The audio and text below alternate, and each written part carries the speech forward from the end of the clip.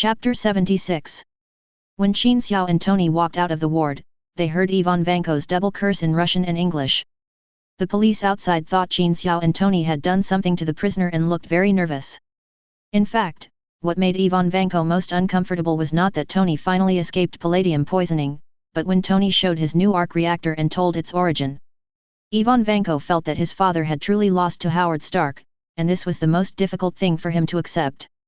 In fact, no matter how much a person contributes to a matter, the person who is kicked out will always think that it is all his or her own credit and describe the person who kicked him or her out as worthless. Since he was a child, Ivan Vanko believed that Howard Stark was just a businessman seeking fame and reputation, not a scientist at all. All his achievements came from his father and other scientists. So when he learned that Tony Stark's father had invented a new element decades ago, which greatly improved the power of the arc reactor, but was unable to manufacture it due to the limitations of the technology at the time, he couldn't accept it a bit. Tony, this guy is now a living arc reactor.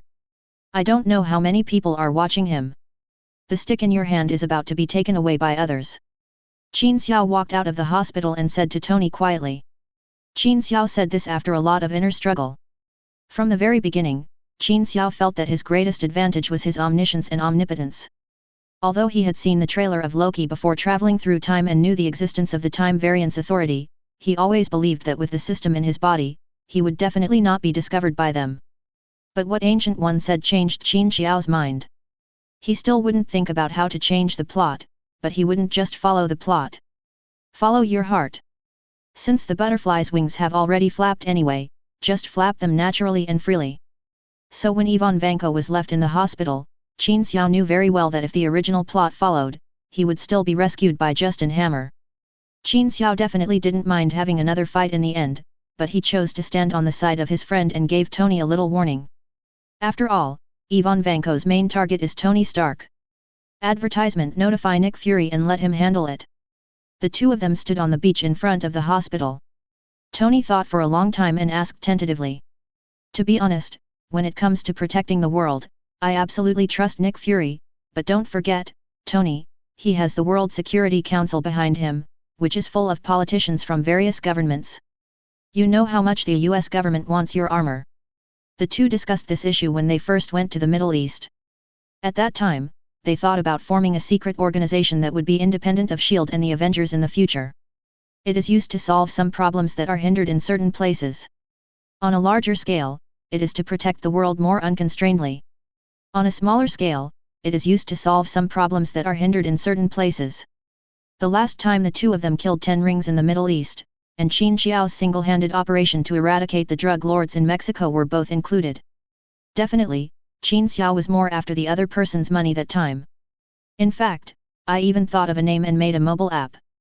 Tony opened the desktop of his phone, and there was an app called Illuminati on it. I don't know when Marvel will fill in this Easter egg in Iron Man 2, after all, Iron Man is dead, so let them fill it in, but the members will definitely be different from those in the comics, after all, this is the movie universe. Oh. Qin Xiao looked at Tony's phone with interest. I haven't fully developed it yet. It's actually a chat and task-sharing software. When you discover a crisis, upload the task and solve it nearby. It's definitely mainly for confidential communication. Before going to the Middle East, it can be said that Qin Xiao planted a seed for the future independence of Avengers. But after going to the Middle East and seeing the massacre, Qin Xiao's thoughts changed a little. He really felt that some organizations and some people should be dealt with directly in extreme ways. After meeting Ancient One, Qin Xiao had more thoughts. But none of this matters now.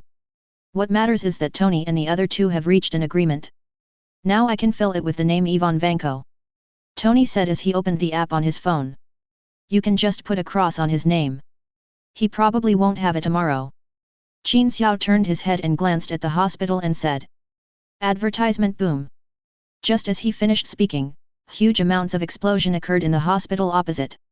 The power of the explosion was not only enough to rip a hospital building several dozen stories high in half. The power of the shockwave swept across the entire street. Qin Xiao was quick to turn around and protect Tony. It blocked a large amount of steel, concrete, and even many miscellaneous things in shockwave that could pose a fatal danger to ordinary people. All the debris produced by the explosion was blocked, but the shockwave still pushed the two people who were caught off guard into the sea. Puff! Qin Xiao pulled Tony, and they both floated to the surface and spat out mouthfuls of sea water.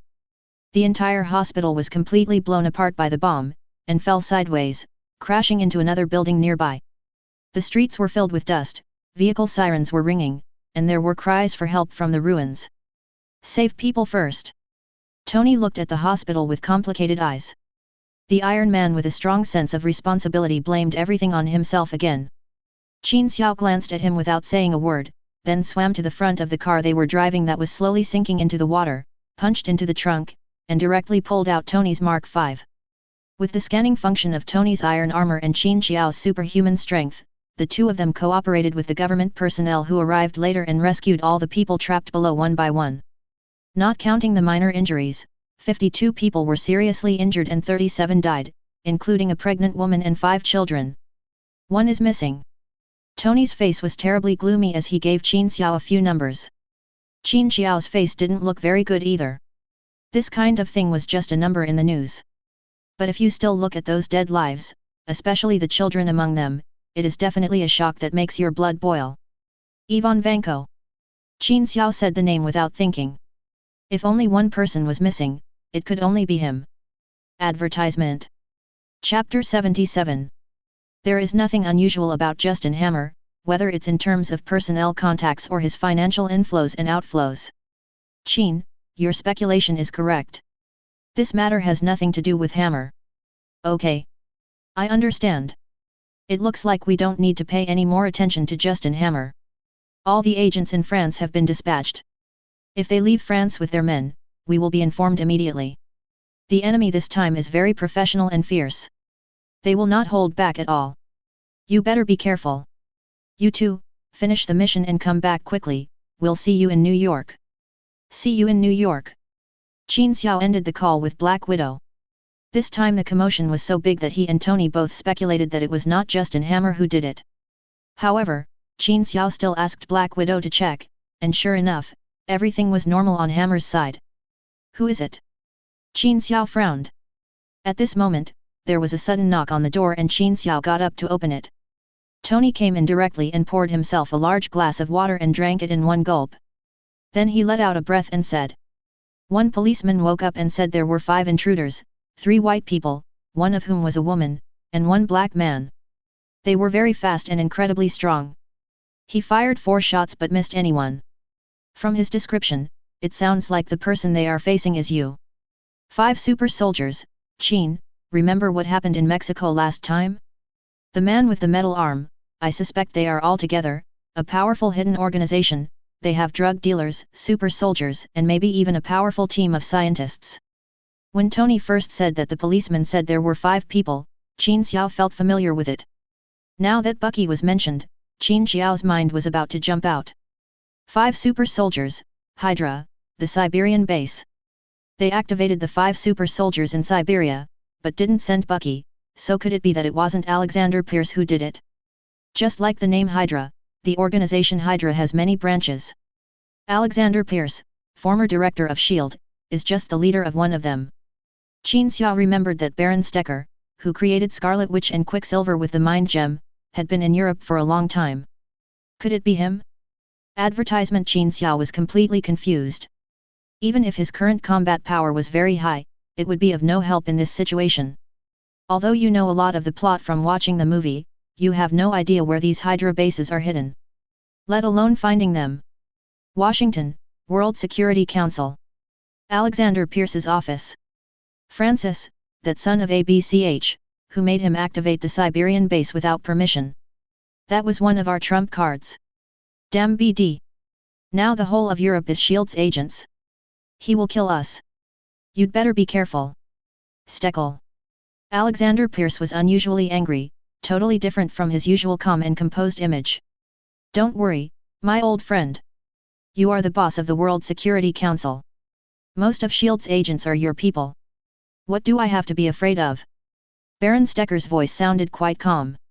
In fact, it makes sense. The biggest threat is that most of S.H.I.E.L.D.'s people are now theirs, and there is no organization like Avengers watching them. At this moment, Hydra has no natural enemies. Do you think Nick Fury is a fool? I know him. He is not so easy to fool. I don't even know what other cards he has. Last time we agreed on the insight plan. This is the most important thing at the moment. Once we are exposed now, we will be attacked by the whole world. When that time comes, I can only be at ease as the chairman of the board and slowly wait for the opportunity to come. Do you understand? We have waited for so many years, and finally there is a chance to fulfill our dream. We can't be exposed at this time. Perhaps Alexander Pierce's BG on the table and his reasoning had somewhat impressed Baron Steckel. He also started to speak more seriously, no longer in that nonchalant tone. I understand the seriousness of the matter. To be honest, the arc reactor is indeed very tempting. I have been tempted before, but now is not the right time. I will have all my men go into hiding and not provoke S.H.I.E.L.D. I will also do my best to find Francis and resolve this matter to ensure our safety. Baron Stecker's assurance calmed Alexander Pierce down a lot. He took a deep breath and said, "If he is exposed, I will kill him immediately, for everyone's safety and for the glory of Hydra. Hydra Hail! Advertisement Hydra Hail! A golf course in New York." Justin Hammer was standing on the grass with his butt sticking up and taking an angry swing. Ivan Vanko was extremely depressed that the duck that was about to be caught ran away. In particular, he had also made arrangements with the people at the police station and the prison in advance, and spent a lot of favors and money on this. They wanted to get Ivan Vanko out as soon as he was imprisoned. In the end, all the efforts were in vain. Relax, Justin. Golf is an elegant sport. You can't treat it as Tony Stark's head. Sometimes, if you use too much strength, you won't reach your destination. A middle-aged man slowly walked towards Justin Hammer. Senator Stern, I remember a week ago you were gritting your teeth and asking me to speed up the development of the armor. Why do you seem so calm now? Justin Hammer was in a very bad mood and did not have a good tone towards the senator with whom he had worked a lot. I have been in the Senate for so many years and have learned a lesson. Today's world is a world of win-win cooperation. For example, you and I, and the armor project are the same. Anger cannot solve any problems. Let me introduce you to a friend, Mr. Francis Aubrey. Senator Stern took a step to the side, revealing the person behind him. This is a middle-aged man who looks to be about 50 years old. He is well-maintained and his hair is meticulously groomed. Francis is one of the most pure-blooded nobles in Europe. He has unimaginable potential power in Europe. Stocks, political elections, large-scale energy projects, whatever you need, he has a way, definitely including rescuing a genius from Siberia in Monaco. Senator Stern grinned, revealing his little yellow teeth. I got home late, so I'll write one chapter first while I go to have dinner. There's still one chapter left that should be ready before midnight. If you go to bed early, don't wait, we can read it together tomorrow. Advertisement. Chapter 78. Europeans, especially those in the upper class, pay attention to the purity of their bloodline. Justin Hammer knew that many old-school European aristocrats like to hide in their own castles and follow the most ancient etiquette. They looked down on the new aristocrats who were of impure blood, and even the Queen of England was among those they despised.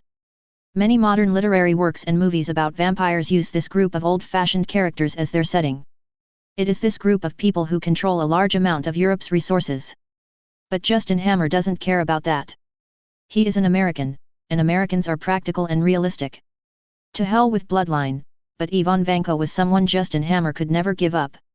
The miniature arc reactor was his only chance to turn the tables and ride on Tony Stark's head.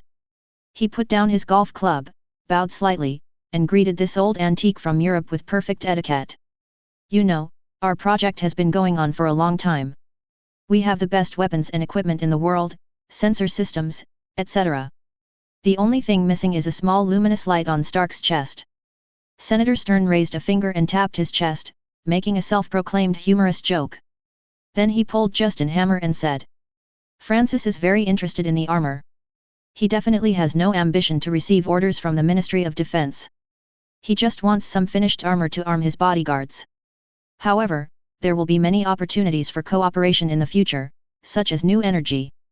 If you are interested, you know that nobles like them don't like to stand in front of the stage. That would make them look inelegant. Justin Hammer is definitely interested. The application prospects of the micro-arc reactor are so huge that it would be a shame to use it only for military industry. Immediately, with the help of Senator Stern, the two began a heated communication. Subsequent cooperation will be carried out slowly in the future. Today, Francis people will bring Ivan Vanko into Hammer Industries. Advertisement definitely, the technology of the arc reactor cannot be shared. Francis's people will be watching on the scene to prevent Justin Hammer from taking the reactor technology from Ivan Vanko. After this incident, Francis will invest in a new energy company in the United States, led by Justin Hammer, to build the world's largest new energy company. These were conditions that Hammer could not refuse. After the conversation, he left in a hurry. He wanted to make preliminary preparations for Ivan Vanko's arrival. Watching Justin Hammer hurried away, Francis said to Senator Stern, "You found a good chess piece. He is ambitious, but not particularly smart. It is a good choice to let him stand in front of the stage. From now on, I will rely on you to take care of me here." Stern laughed and said, "Pierce is looking for you all over the world. If he knew you were hiding under his nose, he would probably be so angry that he would jump out of his office." Francis also laughed. He can't get into trouble now. The Insight project depends on him to push it forward. Dr. Zola is really a genius. A plan that can control the lives of people all over the world should be controlled by people like us, not conservative people like Pierce, right? Francis' words made Stern laugh so hard that his back teeth were exposed. Faced with the temptation of controlling the whole world, he chose to cooperate with Francis without hesitation and betrayed Alexander Pierce. But he didn't notice that Francis, who was also laughing behind him, looked at him as if he was an idiot. The Hydra people here have already sent Ivan Vanko to Justin Hammer's company. Qin Xiao and Tony are still searching around in Monaco. Ever since Ivan Vanko appeared, or to be more precise, since the second person who could build a miniature arc reactor appeared, the pressure on Tony from the US government is increasing. At first, Tony chose not to hand over the technology, but he also declared that no one would be able to build an arc reactor for at least a few years. This eased the attitude of the government and the military a little. At least in Tony Stark's hands, it was equivalent to being in the hands of the United States. Although the government did not get it, at least Iron Man is an American, right? Advertisement. But now that a second person has appeared, especially since that person was rescued by someone powerless, it will not be so easy to fool the government. If this technology is obtained by the Russians, it means that the United States will be under the threat of the militaristic nation for many years to come. There is no political factor involved here, it's just that in the world of movies, the fighting nation is always evil. Tony Stark receives several calls from Pepper Potts and Rhodes almost every day, conveying to him the pressure from different places. "Tony, this is not a solution. What are you going to do?" Qin Xiao asked as he collapsed on the sofa in the hotel. He has been busy looking for clues and looking for Ivan Vanko in recent days. He has arranged for Jane, Thor, and Daisy to go back first. There were only him and Tony left in Monaco. "I didn't know that before, but now I have a new idea." Tony just hung up the phone with Rod. "Rod, he's from the military, I trust him. If I give him a set of armor, it will not only stop the government from bothering me temporarily, but also prevent the armor from falling into the hands of others. The most important thing is that the Illuminati needs new members, and the two of us are far from enough. Right now, we can only rely on S.H.I.E.L.D. for intelligence." "Your idea is good. We are just searching around here anyway. Why don't we go back together? This way we will have more resources." Qin Xiao sat up from the sofa and said, "Yes, I thought so too. Those people took Ivan Vanko away. It is impossible for them to hide him all the time. The armor is their goal. I have asked Jarvis to pay attention to the whereabouts of various precious metals in the market, including the raw materials for manufacturing the arc reactor and the metals needed for the armor. Unless those guys own various metal mines and have mature extraction and smelting technology, I will definitely find them as soon as they start making armor," Tony Stark said confidently. Advertisement. Chapter 79. Since it is mass-produced, Hammer's armor naturally cannot be made entirely of precious gold titanium alloy like Tony's. Hammer Industries' warehouse has all the metals needed to make some common alloys. However, manufacturing a micro-arc reactor requires a large amount of palladium. A missile only uses less than 0.2 grams of the precious metal, and he does not have a large amount of stock. What's more, although Ivan Vanko could not produce new elements, in order to catch up with the level of Tony Stark's reactor as much as possible, he still adjusted the speed like in the movie. The arc reactor has been upgraded, which requires more palladium. However, the inventory at Hammer Industries is only enough to meet the weapons orders for the Ministry of Defense this year. So Hammer began to purchase large amounts of palladium on the market through a small company under his private name. Although Hammer had carefully purchased it in batches through different companies under his name, he was still discovered immediately by Jarvis, who had been monitoring the market. Soon, the bosses behind these small companies were exposed. Then about Hammer Industries' purchases of palladium in the past 5 years and the weapons orders they received. Even the palladium required for the orders already signed this year, as well as the possible order amounts and palladium required by the Ministry of Defense next year. Complete sets of data were listed in front of Tony. Justin Hammer, is it really you? Tony opened the data that Jarvis had sent to his phone yesterday and muttered, no matter how you look at it, Justin Hammer doesn't seem to have the guts to do this. Hey! Fish finder, what do you think? Qin Xiao was standing by the floor-to-ceiling glass looking at the fish at the bottom of the river. Originally, the New York base was planned to be located on a farm in the suburbs because Qin Xiao donated $10 billion to the Avengers project. Thinking that he was the boss because he brought money into the group, he kept pestering Nick Fury to give him the secret base under the river. In his words, this is the style that a billion-dollar secret organization base should have. That's right, it's style. For this style, he often imitates Nick Fury, standing by the window with his hands behind his back, staring at the fish outside. Therefore, Tony gave it the nickname of a fish finder. What should I think? I'm not Yuan Fang. Let's wait until Natasha Romanoff comes back. She went to the interview at Hammer Industries today. Advertisement. Qin Xiao rubbed his eyes and returned to the table and sat down. Who is Yuan Fang? Tony pulled out a bag of potato chips from somewhere and asked while eating. The Huxia version of Watson has solved many major cases with the Huxia version of Sherlock Holmes.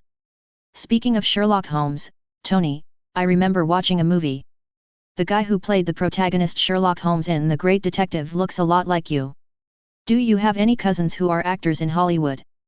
Speaking of Sherlock Holmes, Qin Xiao looked at Tony's face and suddenly said with a bit of evil humor. No. Tony thought about it seriously and said. You really need to change your taste in movies. This movie that I haven't heard of must be a terrible piece of shit. That's right. Especially the male lead, he's just like a fool, I've never seen a worse actor. Qin Xiao said with a strange smile. Tony subconsciously felt that something was wrong, but he couldn't tell what it was. In the end, he could only say to Qin Xiao in a sullen tone. You should go see a doctor. Don't be in front of a group of people all day. There must be something wrong with your brain. Qin Xiao was about to open his mouth to fight back. The gate of the base was opened. Natasha Romanoff strode in wearing a red dress. Qin Xiao quickly stepped forward and pulled over a chair for Black Widow to sit down. He also thoughtfully poured me a glass of water. After hanging out with Daisy in Monaco for a few days, he felt an inexplicable sense of guilt when he saw Black Widow. Look, my God, how could there be such a beautiful woman? I bet $1 that Justin Hammer, that BD, must want to keep her as his personal secretary. Black Widow is an agent, especially after what happened in Monaco. Although I don't know how fast Qin Xiao traveled on the plane, I definitely know that he has a woman with him in Monaco. Advertisement. But Black Widow didn't delve into the matter. He just rolled his eyes at Qin Xiao, sat down, drank a sip of water and said. In fact, I didn't see Hammer, but I spent the whole morning in their company and found a lot of things. Tony, is there a floor plan of the Hammer building in the computer? Tony quickly tapped on the keyboard to turn the screen around. Here. Black Widow pointed to several locations on the floor plan. These underground areas were originally used as research bases for the armor development project with the military. Hammer Industries has invested a large number of scientists and resources here. But a few days ago, he suddenly withdrew all the personnel here. All the scientific researchers and security guards were evacuated, and this place became a restricted area for Hammer Industries. I used 2 cups of good coffee to sneak into the monitoring room of the building and found that all the surveillance videos of the entrances and exits of the Underground Research Institute, the elevators, and even the parking lot had been deleted that afternoon. Combined with the list of companies that purchased palladium that Jarvis found, I'm sure he's manufacturing the arc reactor. In other words, Ivan Vanko is inside the Hammer building. Unfortunately, you need a special pass to go down there now, and no one knows who has this permission except Justin Hammer. Black Widow told all of his gains today in one breath, and it was almost certain that Ivan Vanko was in the Hammer building. So what are you waiting for? You are the most powerful intelligence agency in the world, with contacts, agents, combat teams, special forces, and so on. Carry out a surprise inspection there immediately, and you will catch the criminals red-handed. Tony said, spreading his hands. Black Widow rolled his eyes helplessly. That's an experimental base for a military cooperation project. You should understand what this means better than anyone else. How about you convince more than 2/3 of the senators? What should I do? How about I put on my armor and rush in directly? Anyway, we have already locked him down, so there is no need to be so particular. As long as we are sure that Ivan Vanko is here, then it will be easy. That's not impossible. Black Widow was not a pedantic person, but after saying that she still rejected this plan. But we have some smarter ways that can achieve the same effect. What is the solution? Qin Xiao and Tony asked in unison. Then the two superheroes will have to put up with it and perform a large-scale action scene. Black Widow said with a smile. Advertisement. Chapter 80. Scene, the rooftop of a building 30 meters east of the Hammer Building in Manhattan. Starring, Qin Xiao, Tony Stark director, Natasha Romanoff screenwriter, Natasha Romanoff, Qin Xiao, Tony Stark. I just received a call from Rod. Hammer is now at the Air Force Base installing weapons on Rod's new battle armor. As soon as we find Ivan Vanko, Rod will immediately control him. When Qin Xiao and Tony just came back, Tony found Rhodes and talked for a long time. The result was that Rhodes got a set of armor on behalf of the military, and a war machine was added to the Illuminati's list. Everything is ready. What about you two? Are you ready, heroes? Black Widow's voice came faintly from the headphones. Definitely. Tony answered very confidently. Qin Xiao turned his head and looked behind him, then nodded and said. Bring it on. Action. Black Widow slapped his hand on the table and hit the board. Bang. As soon as Black Widow finished speaking, the thrusters on Tony's armor started at full speed, directly hitting Qin Xiao's abdomen, smashing the guardrail of the rooftop, and rushing out into the air. Tony, you're in a hole, and I'm not ready for this. Qin Xiao roared loudly at Tony in midair. The director has called for action. You have to learn what professionalism is. My friend, we are enemies now. As Tony spoke, he pulled one of Qin Xiao's arms, turned around in the air, used the momentum to convert kinetic energy, and threw Qin Xiao on his back and slammed him hard to the ground. Boom! The ground in front of the Hammer Building was smashed so hard that several cracks appeared visible to the naked eye. Hey! Didn't it fall? Tony's armor appeared above Qin Xiao's head with a tail of flame. A dazzling white light flashed from the thrusters on both hands. Two laser cannons were aimed at Qin Xiao and blasted him in the face. Damn it, Tony UBD, that wasn't in the script. Qin Xiao didn't dare to shout loudly, and could only mutter softly. He rolled over to avoid the laser cannon and ran into the Hammer Building. Advertisement. Tony didn't say a word, he controlled the armor and smashed the glass of the door and rushed in. As soon as the person entered, there was a whistling sound of wind from the side. Qin Xiao grabbed a coffee table with both hands and swung it horizontally towards Tony. Crash! The glass shattered all over the floor, but Tony was also hit hard against the side wall. You are such a quick learner when it comes to adding scenes at the last minute. Tony's mumbling voice came from the headset. Then Tony stood up while controlling the armor and pointed at Qin Xiao with his right hand. A line of dialogue appeared on the screen in the armor mask. Tony took a look and read it out with a frown. Qin, I regard you as my most trusted friend, but you actually want to discuss business cooperation with Justin Hammer, that joker. Do you know that what I hate most is this pretentious BD? This line is followed by a note about the feeling of being betrayed by a friend, sad and angry. The tone is slightly angry, but also has a sense of powerlessness. With such a long paragraph of annotations, Tony ended up reading the lines like plain water. A sigh from Black Widow was heard through the headphones. Look at Qin Xiao again. Looking at Tony standing there pointing at him, he threw away the coffee table with a bang, leaving only a shelf. That was just a business cooperation. It has nothing to do with personal feelings. Besides, we haven't signed a formal contract yet. Is that why you threw me down from the sky? I really want to kick you hard. Ah! Qin Xiao was halfway through his words when a girl who looked like she was working at the front desk on the first floor, holding her head and screaming, ran out from between the two of them, stepping on broken glass. Kick you hard, Tony. After the girl ran over, Qin Xiao added his lines. Black Widow was hacking into the Hammer Corporation surveillance camera at the base, and covered his face helplessly while looking at the screen. Kick my A? I'm Iron Man. Do you think my suit is as easy to defeat as that crap produced by Hammer? Tony finished his lines again in a dry voice. Then. Tick tick. Then they heard the sound of the seconds on the wall clock echoing between the two of them. Whoosh! A gust of wind blew up a few documents, which floated past between the two of them. It seems like it's your turn. Tony's voice rang out in the headset. You changed the line, Tony. I don't know how to continue. The last sentence you just said was added by you. Advertisement. Qin Xiao spoke softly into the headset. Gentlemen.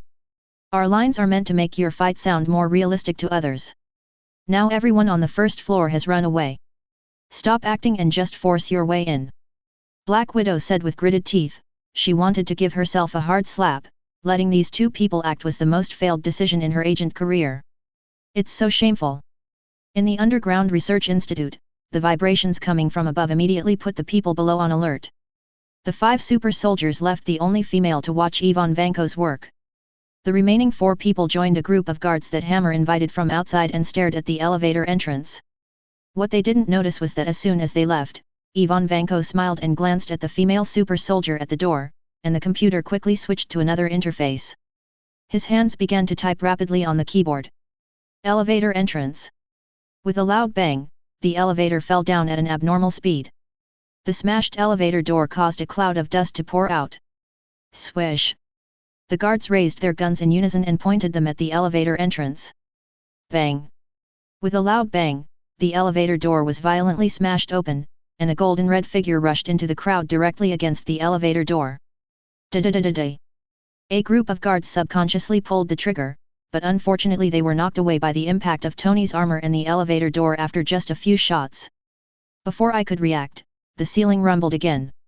Qin Xiao descended from the sky, and the two of them were like wolves entering a flock of sheep. They charged back and forth several times and knocked the guards to pieces. They lay on the ground and couldn't get up for a while. There are hundreds of ready-made sets of armor densely packed around the research institute below. Tony knew that these should be the armors jointly developed by Justin Hammer and the military, and he even had detailed information about these armors. As a single soldier combat armor, it is actually quite good in all aspects, except that it has no energy source and can only be charged to perform some simple actions. However, some of the armors had a faint blue light on their chests. Arc reactor. Tony and Qin Xiao looked at each other. I found the right place. The two were just about to go inside to look for Ivan Vanko. Figures flashed, and 4 sturdy men with expressionless faces and dead eyes, wearing combat boots, camouflage pants and only a vest on their upper body, appeared in front of the two people. Super Warrior. Advertisement. Chapter 81. 4 super soldiers, each with a blank expression on his face. His eyes were as cold as a cold-blooded animal as he was stared at by the 4 of them at the same time. Tony felt as if he was being stared at by 4 cobras, with their slippery scales and rustling tongues. Thinking of this, Tony in the armor couldn't help but shudder. Don't look at me like that. It's not like your girlfriend, or, mom, is on my list of romantic interests. Bang! Bang! He was responded with 2 dull punches. 4 super soldiers, in teams of 2, rushed towards Tony and Qin Xiao. Qin Xiao wanted to try out how big the gap was between himself and these super soldiers. He used less than half of his strength and started a fight with the 2 super soldiers, punching and kicking. Tony just said something rude, so the 2 super soldiers hit him first, and he was knocked back several steps.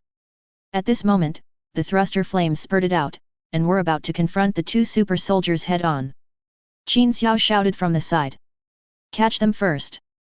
Leave them to me. When Tony heard Qin Xiao's words, the 2 arms of the armor shook, and he accelerated diagonally upwards in midair and rushed directly inside. Just as the 2 super soldiers were about to chase, Qin Xiao took 2 hits on the back and grabbed the belts of the 2 super soldiers in front of him with 1 hand each. Come back to me.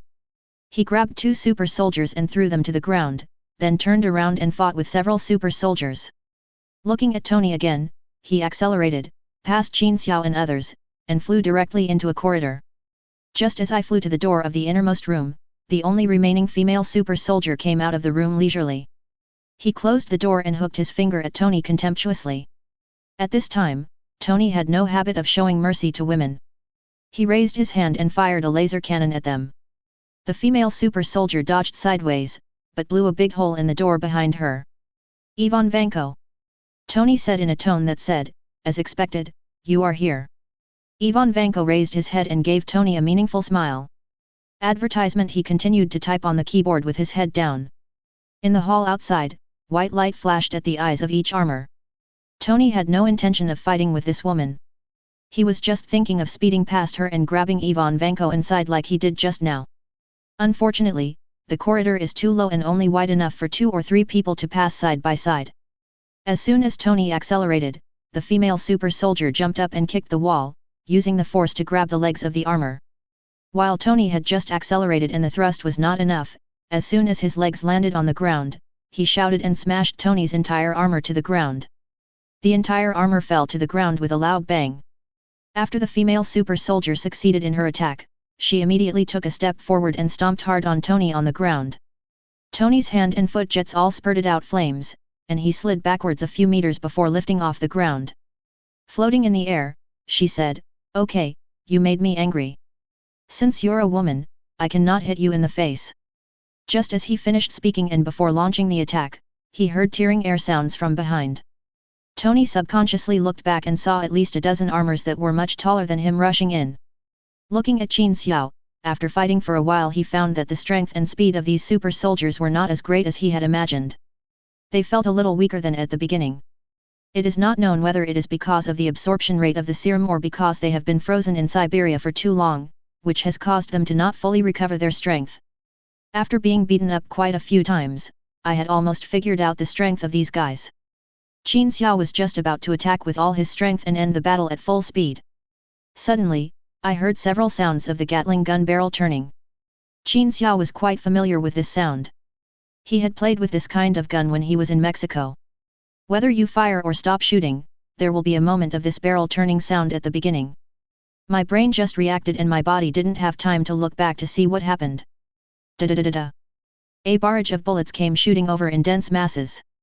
In just a moment, Qin Xiao felt that every inch of his back body was hit by bullets. God knows how many guns must be fired simultaneously to achieve this effect. Qin Xiao watched the skin and muscles of the super soldier beside him being torn apart bit by bit in the barrage. The whole person was beaten into a bloody mess and fell straight to the ground. There were 3 super soldiers in front of Qin Xiao and the other man, using Qin Xiao and another comrade as a shield. After being hit by the first wave of bullets, these people dodged to the sides. Although many parts of their bodies were covered in blood, they completely avoided the area covered by bullets. Advertisement. Qin Xiao took several steps forward. I just felt a burst of stinging pain in the parts of my body that were not covered by the combat uniform. Especially the back of the head, which looked as if it had been tapped countless times with an iron finger. I felt like I was completely stunned. "How many bullets did you shoot at my back?" As if to cooperate with Qin Xiao's words, Qin Xiao's voice had just fallen. The Gatling gun on the right arm of a battle armor fired twice more, shooting out the only 2 bullets left in his arm. It hit Qin Xiao's back of the head steadily, and his head nodded forward twice like a chicken eating rice. Fortunately, the weapons in this group of armors are all equipped with a small magazine and have not yet been modified to hold a large number of bullets. Otherwise, with this wave, Qin Xiao would have been shot at least for 2 minutes without stopping. "Are you done fighting? It's my turn now." Qin Xiao listened to the sound of the Gatling gun barrel spinning idle and turned around suddenly. Then, at least a dozen of the many armored warriors who were originally standing against the wall came out and lined up in a row. It must be them who were shooting at me just now. And as Qin Xiao turned around, more than a dozen armors took a step back, and more than a dozen armors took a step forward, and the Gatling gun barrel on the right arm began to rotate slowly. "Come on, let's see who is faster." Qin Xiao kicked with his left leg, crushing the ground with one foot, and rushed towards the group of armors in front like a cannonball. On Tony's side, a large group of armors roared through the narrow passage. Not only Tony, but also the female super soldier was caught off guard. The two were scattered by a group of armored soldiers. In the chaos, Tony saw a battle armor enter the room and then soar into the sky, breaking through the ceiling and flying outside. Another armor followed closely behind, picked up Ivan Vanko who was holding the synthesis notebook in his arms, and rushed into the sky towards the big hole that had just been opened. "No!" Tony yelled, trying to find a way to shake off the suit around him. Unexpectedly, all the armors around him suddenly flashed red light on their chests and issued a shrill alarm. "I'm late, there will be another chapter later." Advertisement. Chapter 82. It's not just Tony's side, it's the same on Qin Xiao's side. Qin Xiao saw from the corner of his eye that more than a dozen battle armors soared into the sky with unknown metal accessories in their arms. All the armors around Qin Xiao, whether they had run out of bullets or were shooting at Qin Xiao, had red light flashing wildly on their chests. "Tony! Go!" Qin Xiao yelled frantically in the headphones. Tony didn't want to leave, but there were at least 7 or 8 armors surrounding him. Tony was frantically using the thrusters to speed up and try to escape from the entanglement of several armors. "I want to leave too, but there seem to be too many people who like my armor. How about you leave first? Believe me, I should be in more trouble than you." Qin Xiao looked at the at least 20 battle armors surrounding him and said quietly. When Tony met Ivan Vanko, he asked Jarvis to inform Rhodes directly of the news. Although Rhodes is an honest man, he can also be dishonest at times. He waited until Justin Hammer and a group of people modified the armor system and completed the weapons and equipment before he took action and arrested Justin Hammer. In addition to the message Jarvis sent to Rhodes, Tony also went down the elevator in the lobby on the first floor of Hammer Industries and finally saw the full video of Ivan Vanko.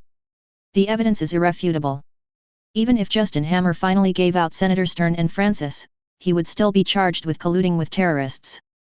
The Monaco hospital explosion was such a serious incident that no matter what the intentions of the people who did it were, they have been defined as terrorists by the international community. It's a pity that Justin Hammer had just been escorted out of the base. A sniper bullet took Hammer's life directly. The person who fired the shot was wearing the uniform of a soldier from the base. After firing the shot, he got on a fighter jet and flew away. In less than a minute, the fighter jet disappeared from the base's radar signal. World Security Council, in Alexander Pierce's office. Senator Stern, who had spoken so eloquently and arrogantly in front of Justin Hammer, stood trembling in front of Alexander Pierce's desk. Advertisement buzz. The phone on the desk began to vibrate. Stern looked up suddenly and stared at the mobile phone on the desk in front of him. Alexander Pierce quickly picked up the phone and just hummed lightly. Then he looked up and said to Stern. "Hammer is dead, and I've cleaned your A. If it weren't for the fact that your position in the Senate is still somewhat useful to us, you'd be the next one to have your head exploded." Facing Alexander Pierce's vicious tone, Stern let out a deep breath. He felt so relieved that he almost collapsed to the ground. "I really don't know what's going on in your stupid head. You actually went to work with Francis. Do you really think that you two can manipulate the Insight Project? Do you really think that if I die, you can take the position of leader of North America? Stupid." Alexander Pierce picked up a folder on the table and smashed it hard on Stern's forehead. Stern didn't dare to move. "Let's go. Remember, speed up the promotion of Project Insight in the Senate, otherwise." Alexander Pierce said no more. Stern quickly nodded in agreement and hurried out. In a manor somewhere outside New York, 3 super soldiers who escaped death because of Qin Xiao sat in chairs blankly. They let the people around them use knives to cut open the wounds on their bodies and use tweezers to directly remove the bullets from their muscles and bones. There was still no expression on their faces, as if the knife was not cutting their bodies. Francis sat on an antique sofa and looked at the 3 expressionless super soldiers. In his mind, he recalled the process he had just described of meeting Qin Xiao and Tony Stark. It seems that Qin Xiao is more interesting than the armor. Such powerful combat and defense capabilities are really the result of the Super Soldier Serum? I am beginning to be interested in you. Advertisement. At the moment before the explosion of the Hammer building, Tony pulled Qin Xiao out of the building. Tony's new weapon, a super intense laser beam, cut right through all the enemy armor in the corridor at the last moment. When he rushed out, he met Qin Xiao, who was wielding a battle armor as a weapon and breaking out of the encirclement. The two of them finally rushed out of the building together before the explosion. It's a pity that the main target this time, Ivan Vanko, still escaped. They also took away a lot of armor from Justin Hammer's inventory. Qin Xiao saw some metal accessories in the hands of some armors when they left. Tony quickly figured out that it should be a set of armor specially made for him by Ivan Vanko. That's what he did in the caves of Afghanistan, making a bunch of seemingly unrelated things and assembling them into a suit of armor. Judging from those super soldiers, Ivan Vanko should have been kept under house arrest to build reactors and armor. However, Qin Xiao and Tony's intrusion gave him the opportunity to escape. It's a pity that Hammer was assassinated. Otherwise, we would have a chance to dig out the truth from him. Who is behind this? 5 super soldiers. Justin Hammer doesn't have that kind of power. Black Widow has reported this matter directly to Nick Fury. Qin Xiao was the only one present who knew that it was Hydra who did it, but it should not be Alexander Pierce. You know, in the movie, Alexander Pierce has always been in a very forbearing state. With Dr. Zola's insight plan, he would not risk being discovered at this time. On the contrary, the killing of Hammer at the end was very much like what Pierce did. Only he had the ability to kill a person in the United States, or even in a military base, and leave safely. If Ivan Vanko wasn't hiding somewhere secretly building his armor, and if Loki wasn't in the sky watching Thor's every move, Qin Xiao might have gone to meet the former director of S.H.I.E.L.D. right now. It seems that after these two things are over, it is time for Captain America to come out early and meet his nemesis Hydra. It's nothing to regret. Ivan Vanko's target is me. He can't leave with so many battle armors without anyone noticing. He won't do anything else unless he kills me. As long as I stand up, he will definitely come out on his own. I'll contact Rhodes. The Stark Expo provides them with a platform to showcase the military's strength.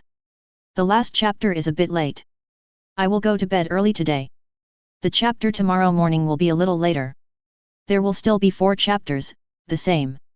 Advertisement. Chapter 83. At the Stark Expo, an accident at Hammer Industries completely aborted the military and Hammer's armor project. It turned out that what was lacking was just some arc reactors as energy, and at least there were some armors to support the scene. Now that Ivan Vanko had caused such a commotion, even the armor that was used to support the scene had all disappeared. But the government still invested a huge amount of money and used the armor Tony gave to Rhodes to earn back some face for the government. In addition to Rhodes's armor that had been modified almost beyond recognition, the government also used this time to create dozens of armors with golden appearances. To put it simply, it is a group of plastic shells with iron sheets. The lead light on the chest is used as an arc reactor. Although fighting was definitely not an option, standing still and saluting together with Rhodes gave the unaware people a sense of security. Definitely, these people are watching the live broadcast at home because Tony wants to lure the snake out of its hole. Most of them are military personnel now. Except for some staff responsible for filming and broadcasting, the others are either military soldiers or government agents. I really don't know what's going on in the minds of those government officials. They knew there would be danger today, but they still arranged for so many media to come and broadcast it. Qin Xiao shrugged his shoulders in the backstage and said in confusion. So this is why you can't be a politician. My father once told me that if you want to be a qualified politician, you must first learn to talk in your sleep without telling a single word. But it is precisely because of the broadcast that Ivan Vanko believes that all this is true. Tony stood next to Qin Xiao wearing armor. He had previously publicly stated that he would attend the government's armor exhibition today. Okay, it's almost my turn. Tony. Qin Xiao opened his mouth and shouted, always feeling like he had forgotten something. It's okay, you go first. Qin Xiao thought about it and found nothing wrong. Tony looked at Qin Xiao strangely, closed his armor mask, circled from the back and flew into the sky, then finally fell forward and landed steadily next to Rhodes. Oh, it's Tony Stark, our Iron Man. Is he here today to compete with our War Machine to see who is truly the strongest armor? The host provocatively passed the microphone to Tony's armor. Actually, I'm here to check my homework and see how good my imitators are at my level, that's right. Advertisement. Tony's language was as sharp as ever. In response, before the host handed over the microphone, War Machine's right hand had already extended several gun barrels and pointed them at Tony in front of him. Oh! Look at our Colonel Rhodes, he got a promotion after getting the armor, he was originally a lieutenant colonel, he really has the character of a soldier, and he directly responded to the provocation with his gun. The host handed the microphone over again. Get out of the way. Rhodes' anxious voice came. What? The host thought he had heard it wrong. I said get out of the way. This is not the armor I'm controlling. I'm being controlled by someone, Tony. I'm locking onto you. Damn it, my armor is out of control. Rhodes shouted anxiously. At the same time, Qin Xiao slapped his head and finally remembered what he had forgotten. Rhodes' armor was also modified by Hammer and his men. Not only the weapon system, but also the control system of the entire armor was the same as those controlled by Ivan Vanko. Without caring about shocking the world, Qin Xiao shouted at Black Widow and a group of SHIELD agents. Evacuate, everyone evacuate, Rhodes' armor is controlled by Ivan Vanko. Tony. Rhodes' armor has been controlled, take him away from this place. When Qin Xiao's voice sounded in Tony's headphones, the sound of machine guns could be heard outside. You should have thought of it sooner. Now everyone knows it. There were clang clang clang sounds coming from Tony's body, and it was obvious that he had used the armor to block a lot of bullets. Although the people below are all well-trained soldiers and agents, in front of the armor, they are no different from ordinary people. But when evacuating, everyone will be orderly and the evacuation will be much faster. Even so, most of the people present did not evacuate the venue. After attracting a circle of firepower, Tony knew that this was not a solution, so he quickly took off into the air under the barrage of bullets. Qin. I won't attack Rhodes directly. Find a way to destroy the damn reactor in Rhodes' chest. When Qin Xiao ran out, he was watching Tony taking off into the air, and Rhodes' armor was raising its arms and constantly shooting at Tony. Advertisement. Just when Qin Xiao was about to go over, Rhodes' armor also fully activated the thrusters and began to chase Tony quickly. The weapon system on his body began to lock onto Tony's armor with all its strength. A number of gun muzzles appeared behind him, and several micro-missiles were aimed at Tony. You want me to destroy his reactor, you better come back after a detour, or find a way to turn me into Hawkeye.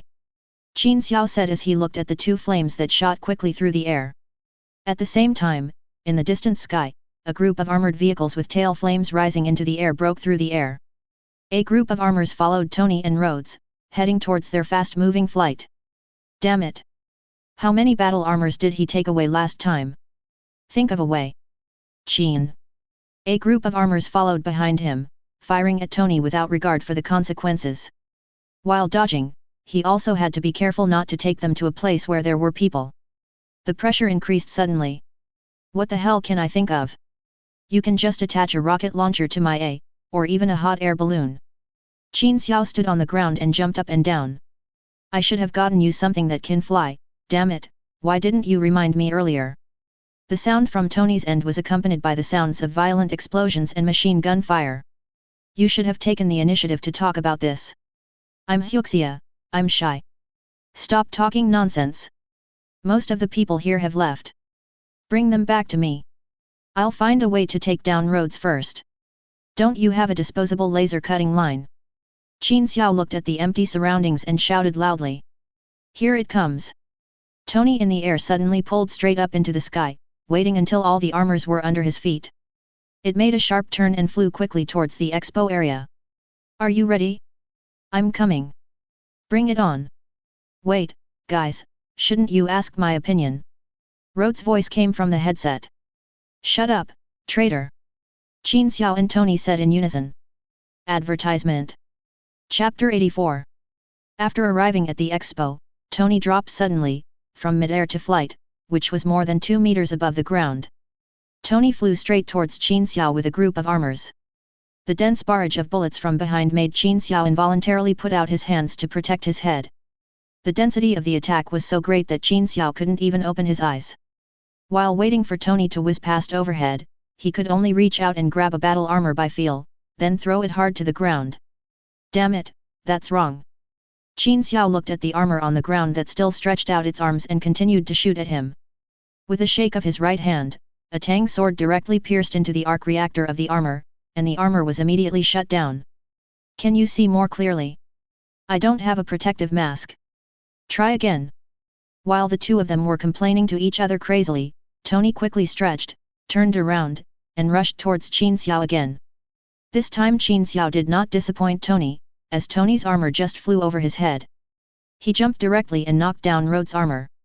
In order to prevent Rhodes' armor from disobeying, Qin Xiao directly inserted a tang sword into Rhodes' reactor. With a click, the ordinary metal alloy on Rhodes' outer layer was easily penetrated. But the gold titanium alloy inside held the blade of the tang sword tightly. It seems I need to earn some points as soon as possible to upgrade my weapons.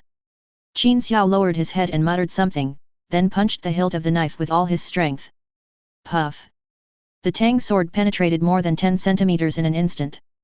The blade hit Rhodes' t-shirt directly, almost ripping him apart.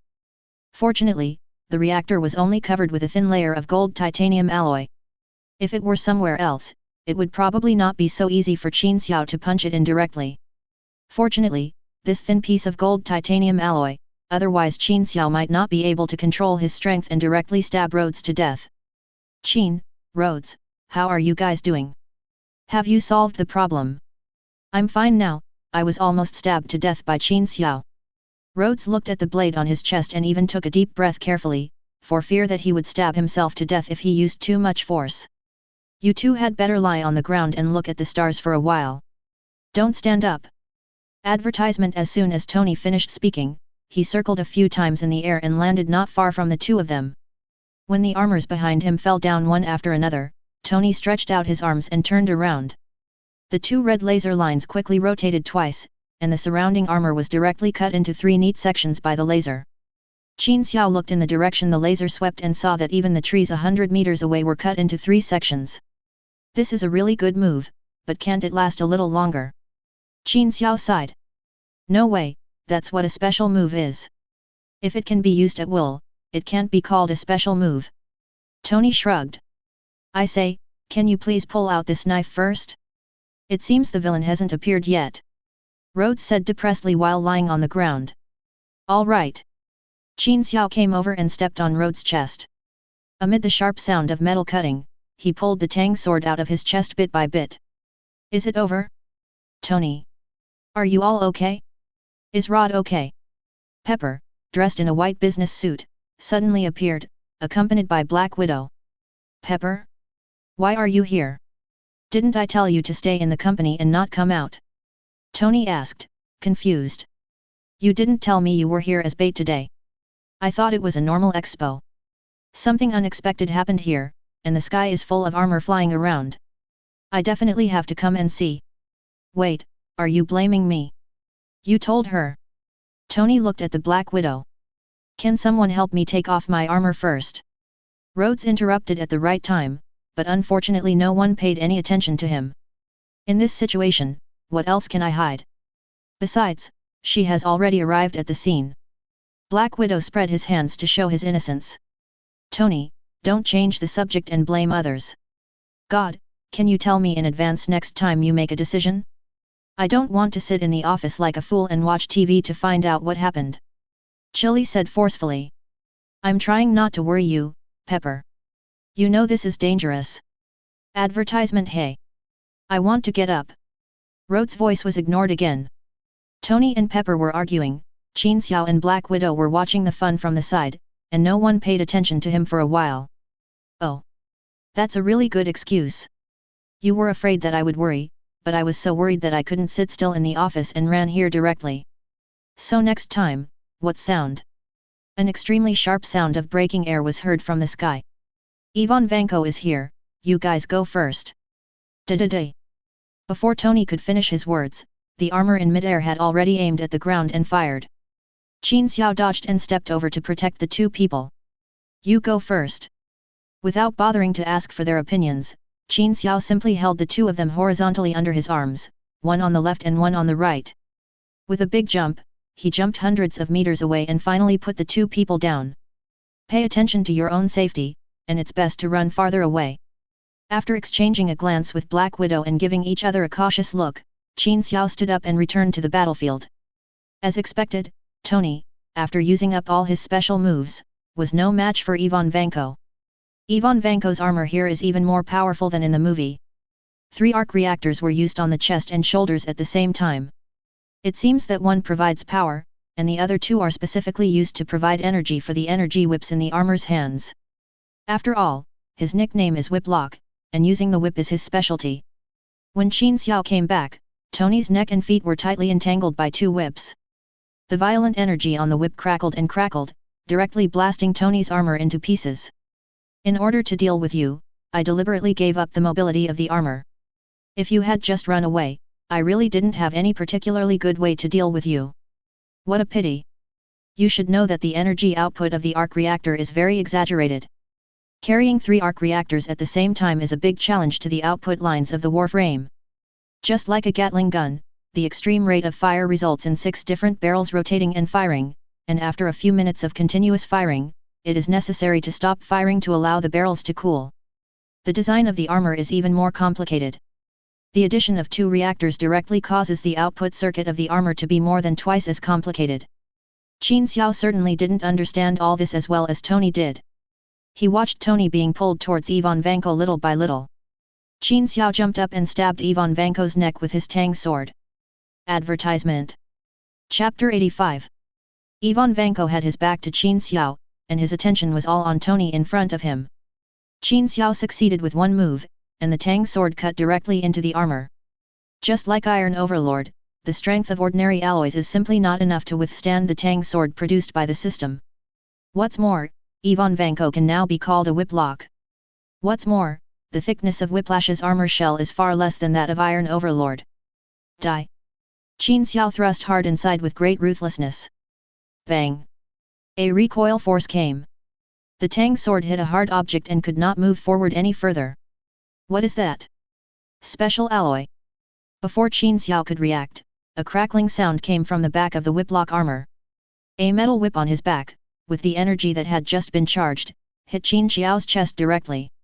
Caught off guard, Qin Xiao was whipped away. Fortunately, when he was hit, Qin Xiao subconsciously grabbed the tang sword, otherwise the weapon would have remained on the whiplock. He was blown more than 10 meters away and rolled several meters on the ground. Qin Xiao stopped and then could see clearly. The spine-like exoskeleton on the back of the whiplock is movable and hangs down directly from the neck, like a whip with a tail. Just now, Qin Xiao was caught off guard and whipped by it. You never expected that. How could I forget that you were by Stark's side? In addition to this tale, I also have to thank that idiot hammer. In order to surpass Stark, he couldn't wait to order some gold titanium alloy after I built the arc reactor. He wanted to build a battle armor for himself like Stark. This is a bargain for me. The lining of this suit of armor is made entirely of gold titanium alloy. Your weapon can't cut through it. Haha. The tail of the whip hit the ground hard, causing tiny cracks to appear on the ground. It's beyond my imagination. But do you think I can do nothing to you with just your turtle shell and tail? Your weapons can't hurt me at all. I can slowly peel off your shell layer by layer. Qin Xiao made a knife flower with his right hand and said confidently. Even if your entire body is made of gold titanium alloy, as long as your energy is exhausted, you will still be no match for yourself.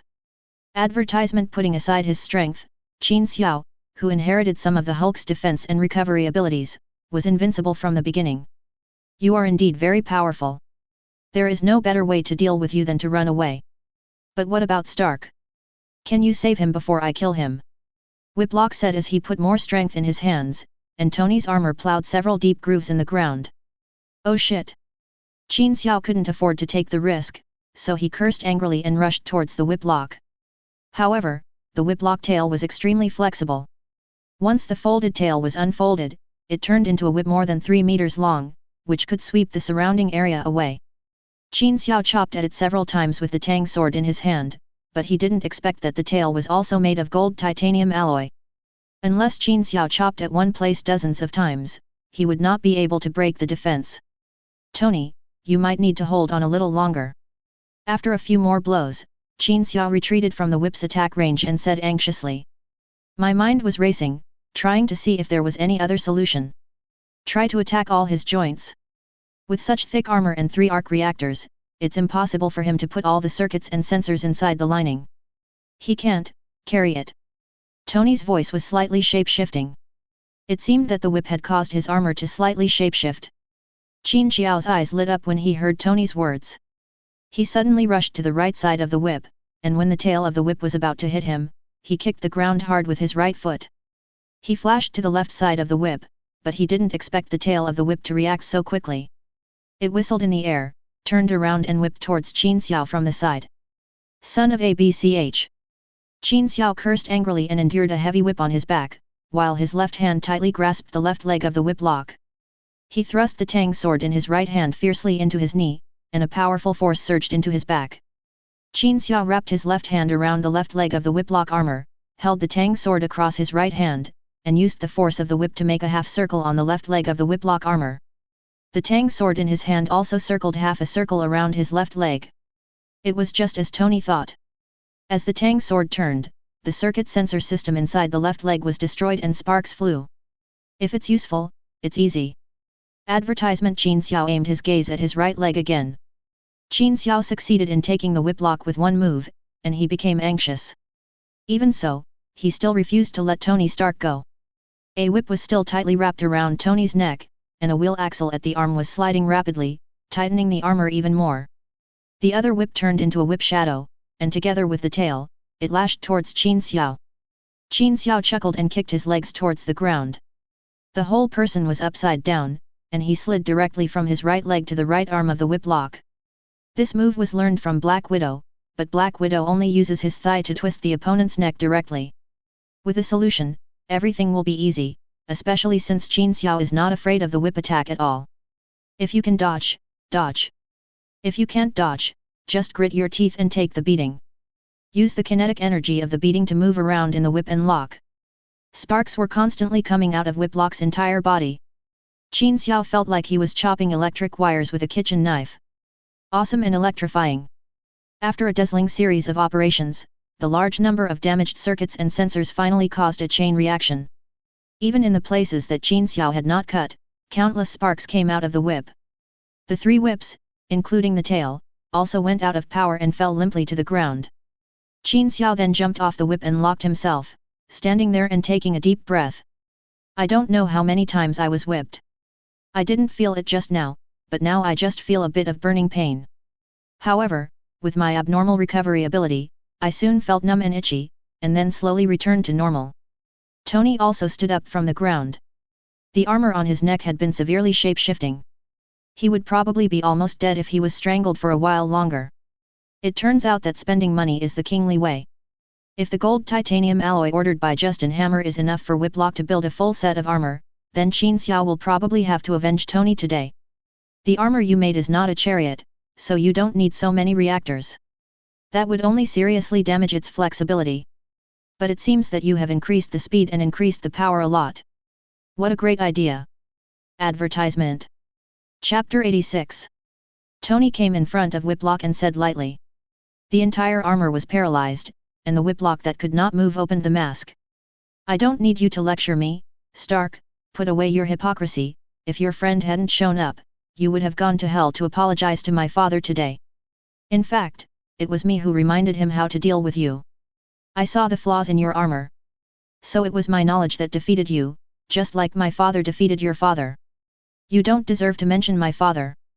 Ivan Vanko spat on the ground viciously, expressing his disdain for Tony Stark. Qin Xiao turned his tang sword around, ready to go up and kill the Whiplock with one blow, too lazy to watch their meaningless bickering. As a result, he was interrupted again by Rhodes' cry for help. I say, now that everything is over, can you please get me out first? Poor Rhodes, the armor model he was wearing was based on Mark II and could not be detached automatically. The energy source and the circuits in his chest were cut off by Qin Xiao's knife. Now he couldn't even move one of his hands, and there was no way he could slowly remove the armor by himself. It's over. What are you going to do with him? I think you should leave him to me. Black Widow and Pepper reappeared at the right time, and Rhodes rolled his eyes while lying in the armor. Black Widow said this from S.H.I.E.L.D.'s perspective. Qin Xiao and Tony definitely would not let S.H.I.E.L.D. obtain the technology of the arc reactor, not to mention that Qin Xiao knew that the current S.H.I.E.L.D. should be more appropriately called S.H.I.E.L.D. Natasha Romanoff, do you really think? Qin Xiao was halfway through his words when he was interrupted by Bianchuo's loud laughter. Ha ha ha. No one can decide my fate. Just follow me to hell. As Whiplock laughed loudly, the reactors on all the surrounding armors on the ground, including the 3 on Whiplock, were activated. Everything that was not destroyed flashed a dangerous red light. Although I described it that way myself, it is indeed a bit unnecessary to have a red light on before the explosion. A hole. Damn it. Qin Xiao and Tony cursed almost at the same time, and rushed towards the 2 women standing next to them, one after the other. Tony flew into the sky holding Pepper, while Qin Xiao picked up Black Widow by the waist and jumped directly towards the woods in the distance. Advertisement. The only sounds at the scene were the crazy curses of the whip and the alarm before the explosion. Definitely, there was also a faint voice coming from a piece of armor on the ground. What happened? Is it going to explode? Someone help me, Qin? Tony. Boom. Explosions sounded constantly one after another, just like the ending of a melodramatic movie. The two male protagonists, each hugging the girl they liked, stood in the distance and watched the explosion that meant victory. Boom! A set of armor that was blown away rolled not far in front of the four people.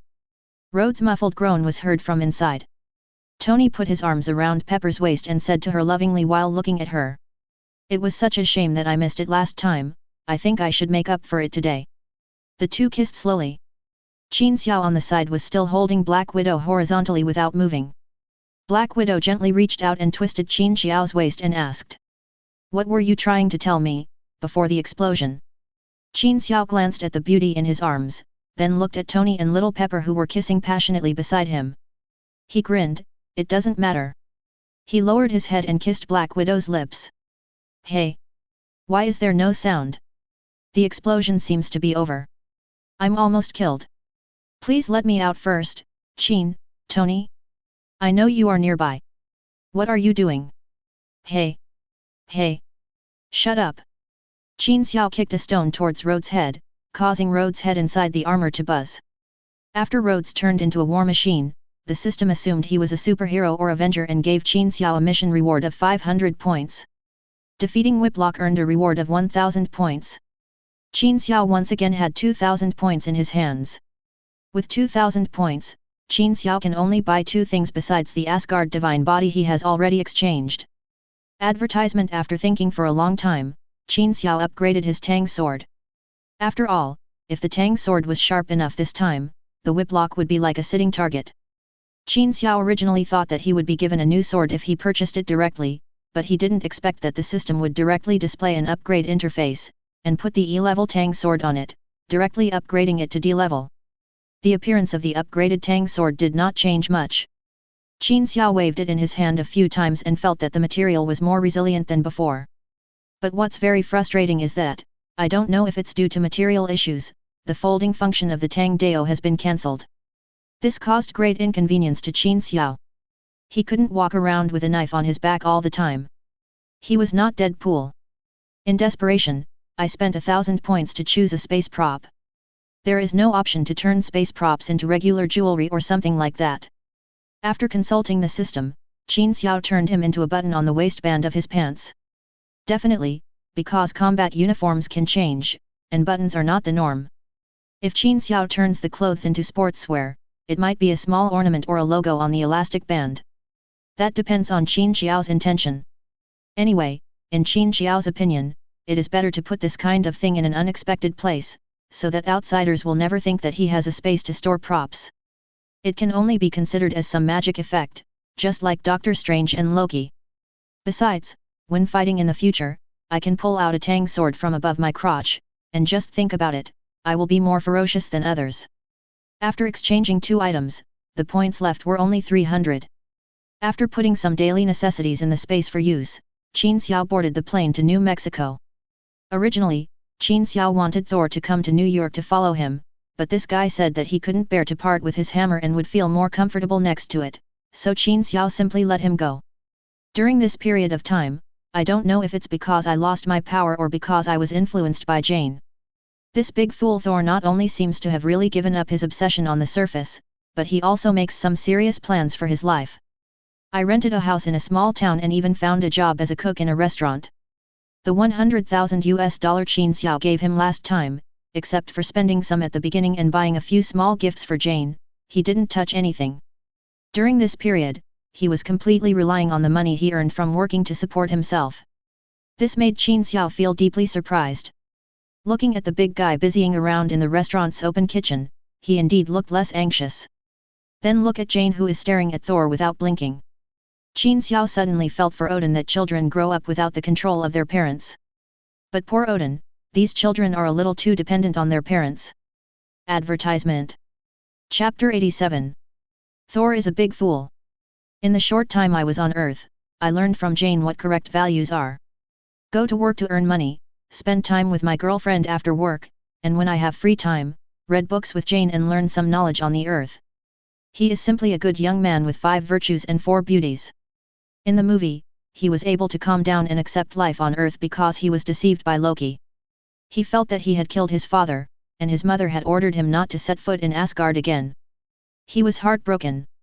Now that Qin Xiao has told him the truth, he has truly calmed down and is no longer impatient or impulsive. These are two completely different concepts. In comparison, spending more than 1,500 years in Asgard is like living a dog's life. Odin's family education is really... I guess he himself couldn't stand it anymore, so he created the so-called Odin sleep to turn a blind eye and let you guys do whatever you want. He was able to hide away in peace, but now that Loki had taken the position of acting king, Thor's companions since childhood could no longer sit still. Fandral, Volstagg, and Hagun, the three guys known as the Three Warriors of Asgard, plus Thor's nominal fiancée, Sif, the goddess of land and harvest. The four came to the Bifrost temple and found Heimdall. After telling a bunch of lies that he thought were brilliant, Heimdall left the Sword of Guardian on Bifrost's controller and walked out in a daze. After letting a few people go to find Thor on Earth, Heimdall stood on the Bifrost and sighed. To him, this is just like playing house with children. How should I describe the situation in King Odin's family? It's terrible. I have to act out a play with Loki later. As the saying goes, even a fair judge cannot judge family affairs, let alone Odin. Even the wisest person in all of Asgard, Thor's mother, Queen Frigga. When faced with her own family affairs, she chose to turn a deaf ear to what was happening outside and simply hid away under the pretext of taking care of Odin. Let Loki sit on the throne and do whatever he wants. Advertisement. Even when Loki colluded with the giants of Jotunheim, Heimdall turned a blind eye. Fortunately, Loki wanted to lure out the snakes and capture the giants of Jotunheim in one fell swoop to prove to Odin that he was the best candidate for the next king. But then again, if Loki hadn't used the Spear of Eternity to kill the leader of the giants of Jotunheim directly, would the Father of God, who was lying on the bed and claiming to be in the sleep of Odin, really be killed so easily? Whenever Qin Xiao in his previous life thought of this, he couldn't help but shiver. The two children caused chaos in the 9 kingdoms, but in the end, the two children opened their hearts to each other and cooperated wholeheartedly. Faced with the inevitable Ragnarok, he used the entire Asgard to bury Hela, allowing his 2 sons to escape the curse of Ragnarok. So let's say, after the destruction of Asgard, but before they met Thanos. Thor and Loki's every move is subconsciously influenced by Odin and Frigga. In the whole Asgard, except for these 2 old foxes and Heimdall who saw through the situation but didn't say anything, everyone else was just like a big fool. Just as Qin Xiao was thinking of this, a ray of colorful light fell from the whirlwind like dark clouds in the sky far away from the town and landed on the ground outside the town. In S.H.I.E.L.D.'s temporary base, all reconnaissance equipment sounded crazy alarms. Thanks to the research data and scientific instruments contributed by Jane and others, the space detector assembled detected the formation of a channel between the 2 spaces. What happened? Phil Coulson rushed into the room looking constipated. That's the legendary Bifrost. Some fools came from Asgard. Oh, no, some gods. Let's go and take a look. Qin Xiao appeared behind Phil Coulson at some point. Standing next to him was Asgard's biggest fool, Thor. Qin Xiao knew that they would soon face Loki controlling the destroyer, so he didn't let Phil Coulson take anyone with him.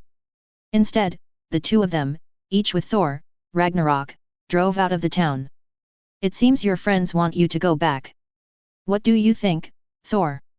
Qin Xiao asked Thor in the car. Actually, I may not be a good candidate for a king. I look at things too simply. Maybe Loki is more suitable to be a king than me. Thor said quietly, lowering his head. In fact, neither of you is fit to be a king. One of you doesn't know how to be a king, and the other one just wants to sit on the throne. Advertisement. Qin Xiao gave a definition to the 2 brothers. Jane said the same thing. To be honest, I quite like the elections on Earth. The king is elected by everyone, which is better than us killing each other as a family. Congratulations, Thor, you found a pretty good girlfriend. Qin Xiao didn't want to comment on the social system, but Jane did give Thor a lot of valuable and correct advice during this period. Not long after the car drove out of the town, we saw 4 ancient people dressed in medieval style. Stop the car, Phil Coulson, that's my friend. Thor was quite happy to see the Asgard trio and Sif. He jumped out before the car even stopped and gave several people a big hug. Are you sure these are gods from Asgard? They look more like Xena, the warrior princess, and Robin Han. And Jackie Chan, the fat guy looks like Gragas from League of Legends, except he's holding an axe. Don't ask me if there's League of Legends in Marvel, Jackie Chan does, so League of Legends definitely can too. Phil Coulson pointed at several people outside the car with a strange look on his face. Although I strongly disagree with you comparing Jackie Chan with that idiot outside, it is undeniable that if anyone tells me that gods are like this, I will give him a slap in the face. By the way, when are you going to get your hair done? I know a really good depilatory. As Qin Xiao was talking, he suddenly remembered the bet between himself and Phil Coulson. I'm sorry, Qin. I shouldn't have compared the Huxia celebrity to that idiot. I just slipped my tongue. What I meant was that the idiot looked like a wretched Japanese ninja. Yes, a so-called Japanese Ronin samurai or something like that. He definitely couldn't be Huxia. Phil Coulson has a strong desire to survive. The most important thing in his life is his antique sports car, which he regards as his girlfriend, followed by his hair, and the Captain America card ranks third. Qin Xiao sneered and looked at Phil Coulson's hairline without saying anything. All right. Phil Coulson sighed. I have 2 tickets for a cello performance. I bought them from a scalper at a high price. They'll be on the 15th of next month. Agent Romanoff doesn't have any missions that day, and she's very interested in these things. Make a deal. Qin Xiao stretched out his right hand. Let's go. Get out of the car and listen to what these idiots have to say. Advertisement. Chapter 88. The Great Father of God has fallen into a deep sleep, and the evil Loki has taken over the throne. The people of Asgard are in dire straits, and they must go back to defeat the evil Loki, give Asgard a bright future, and so on. This is what Qin Xiao and Phil Coulson heard the 4 people from Asgard say after they got off the car. A cliché of justice contends with it. Qin Xiao yawned when he heard this. You're actually listening so carefully? Phil Coulson. Qin Xiao couldn't help but say to Phil Coulson, who was listening with great interest. What a wonderful story. The evil younger brother who has seized the throne is waiting for his older brother, the prince, to return and defeat him. You haven't heard of this kind of fairy tale when you were a child. My mother often told me this kind of story. I still remember the first children's picture book I read, the story of Simba, the Lion King. It's similar to this one, except that it's about the king's younger brother and son. Qin Xiao couldn't help but roll his eyes, thinking you were treating this as a fairy tale. Everyone, I understand what you mean, but my father said that I can't go back until I learn how to be a real king, and if Asgard really gets that bad, my mother will step in. Now it seems that maybe it's not that bad, right? Thor said the most intelligent thing in more than 1,500 years. That's right, if it was really as they said, then they really thought that Frigga behind them was just a decoration. If nothing else, she could have directly ordered Heimdall to pick up Thor from Earth, so there would be no need for the 4 of them to sneak down here. The Queen of Gods is busy taking care of the sleeping Odin. You must go back immediately, otherwise the 9 kingdoms will be faced with war and disaster. We must save everything. Volstagg, the most hot-tempered of the 3 Asgard warriors, spoke with a righteous look on his face and foam flying from the corners of his mouth. When he got excited, he picked up his axe and chopped it into the air a few times. Puff!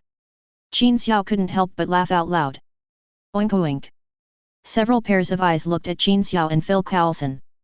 Phil Coulson took a step back silently. Several eyes were fixed on Qin Xiao. Advertisement. Sorry, everyone. I didn't mean to interrupt your conversation, but what you said just now. Defeat the evil Loki and save everything in the 9 kingdoms. We represent justice. Qin Xiao pinched his throat, stood on tiptoe, and spoke in a shrill voice, imitating their passionate expressions. Yes. That's what you said. It's so funny. It's as if the 9 kingdoms will be destroyed in the next moment without you. Although these Asgard people didn't know what was so funny about what Qin Xiao said, they could still tell the contemptuous expression and mocking eyes on Qin Xiao's face. Volstagg took a big step and came in front of Qin Xiao. His burly figure of nearly 2 meters tall looked down at Qin Xiao. The long beard braided on his chin twitched as he spoke. Are you mocking us, mortals? You mock us, the gods of Asgard. Believe it or not, I will use my axe. Hey! Volstagg, stop it, this is my friend, my teacher, he taught me a lot on Earth. Thor rushed between the 2 of them. He understood very well what his companions thought of the Earth, a realm of mortals, a barren land, with the Asgardians' unique arrogance. This was how it was when he first arrived. Then you'd better teach him to shut up, you foolish mortal. If you dare to laugh at our gods of Asgard again, I will teach you a lesson with my axe. Volstagg looked at Thor, who was stopping him, glanced at Qin Xiao with contempt, and threatened Qin Xiao in a muffled voice while holding the axe. As soon as these words were spoken, Thor knew something bad was going to happen. Having been with Qin Xiao for some time, he had never seen Qin Xiao suffer a loss because of a verbal attack. Sure enough, just as Volstagg was about to turn around, Qin Xiao spoke. Ha ha ha. I seem to have laughed at him again, Phil Coulson. I laughed at a god. What should I do? Should I kowtow and apologize? Thor, what kind of god is your friend? The boar god? Or the glutton god? What did you say? Volstagg took a step forward angrily, but was held tightly by Thor. He kept blinking at Qin Xiao, signaling Qin Xiao to stop talking. Qin Xiao didn't even look at Thor, he pointed at Volstagg's nose and said. Advertisement, you guys are talking about saving the 9 kingdoms. Which kingdom needs you to save? Who can you defeat? Giants of Jotunheim Lauf? Or Surti, the Lord of Fire? Or the sleeping dark elves? No. No. No. You can't beat anyone. Qin Xiao stretched out a finger and shook it gently, looking up and down at Volstagg with disdain. You can only bully some malnourished children. I really don't know where you get the confidence to talk about saving the 9 kingdoms. Is it your scruffy beard or your fata that gives you the courage? Ah! I'll kill you! The angry Volstagg pushed Thor in front of him away and rushed towards Qin Xiao with an axe in hand like a wild boar. Look, I said he was the boar god, what do you think? Phil Coulson! Phil Coulson! Qin Xiao called out Phil Coulson, but got no response. Turning back, he saw that the guy had run back to the car and was far away from him. Damn it! Phil Coulson, you've learned bad things. Qin Xiao complained to Phil Coulson, turned around and dodged Volstagg's axe. While Volstagg was about to chop the ground with his axe with all his strength, he stepped on the back of Volstagg's axe, grabbed Volstagg's beard with his right hand and pulled it hard. He used the force to leap up, and his right knee struck Volstagg's chin with a force as powerful as thunder. Bang! There was a dull collision sound, and Volstagg flew away. The figure flew backwards for 20 or 30 meters before crashing heavily to the ground, stirring up a cloud of sand and dust. Poor boar god, you flew out before I even tried to use any strength. Hey, is your sexia okay? Qin Xiao stretched out his right hand and made a canopy on his forehead, then spoke loudly towards the distance. Clang! Clang! Clang! When Sif and the other 2 Asgard warriors saw their companions being beaten, they drew their weapons and glared at Qin Xiao. Hey! Great gods, are you ready to attack a mortal like me? Qin Xiao stretched out the index finger of his left hand and hooked it at the 3 people in an extremely obscene manner. Come on! Let's go together! Let me make it clear that if you lose, you are not allowed to cry and go home to your mother. Advertisement. Chapter 89. You are quite capable, and you can be considered a true warrior in Asgard, but do you think you have the strength to challenge the gods? Facing Qin Xiao's provocation, Fandral, one of the 3 warriors of Asgard, gently waved his sword a few times, stood up and spoke. In his opinion, Volstagg was just careless just now. The axe that he swung with all his strength was dodged, so it would be strange if he didn't get hit. To knock the man dozens of meters away in one blow would require several tons of explosive power to do that. Several tons of explosive power may seem impressive to mortals, but to Asgard's warriors, it's just basic operation. For the sake of being Thor's friend, apologize to Volstagg and we won't pursue the charge of blasphemy against you. Hee. Qin Xiao was happy. He didn't know whether the people of Asgard were just sitting in a well and looking at the world from afar, or whether Odin protected them too well. This kind of innate sense of superiority is really extremely annoying. With a sneer and a curled lip, Qin Xiao was ready to teach these so-called gods of Asgard a lesson. Unfortunately, Loki, who was anxious to stop Thor from returning to Asgard, did not give him such an opportunity. Dark clouds gathered in the sky again, slowly forming a whirlwind, and then a ray of colorful light fell. After a circle filled with various unknown symbols was smashed on the ground, a black metal giant appeared in its place.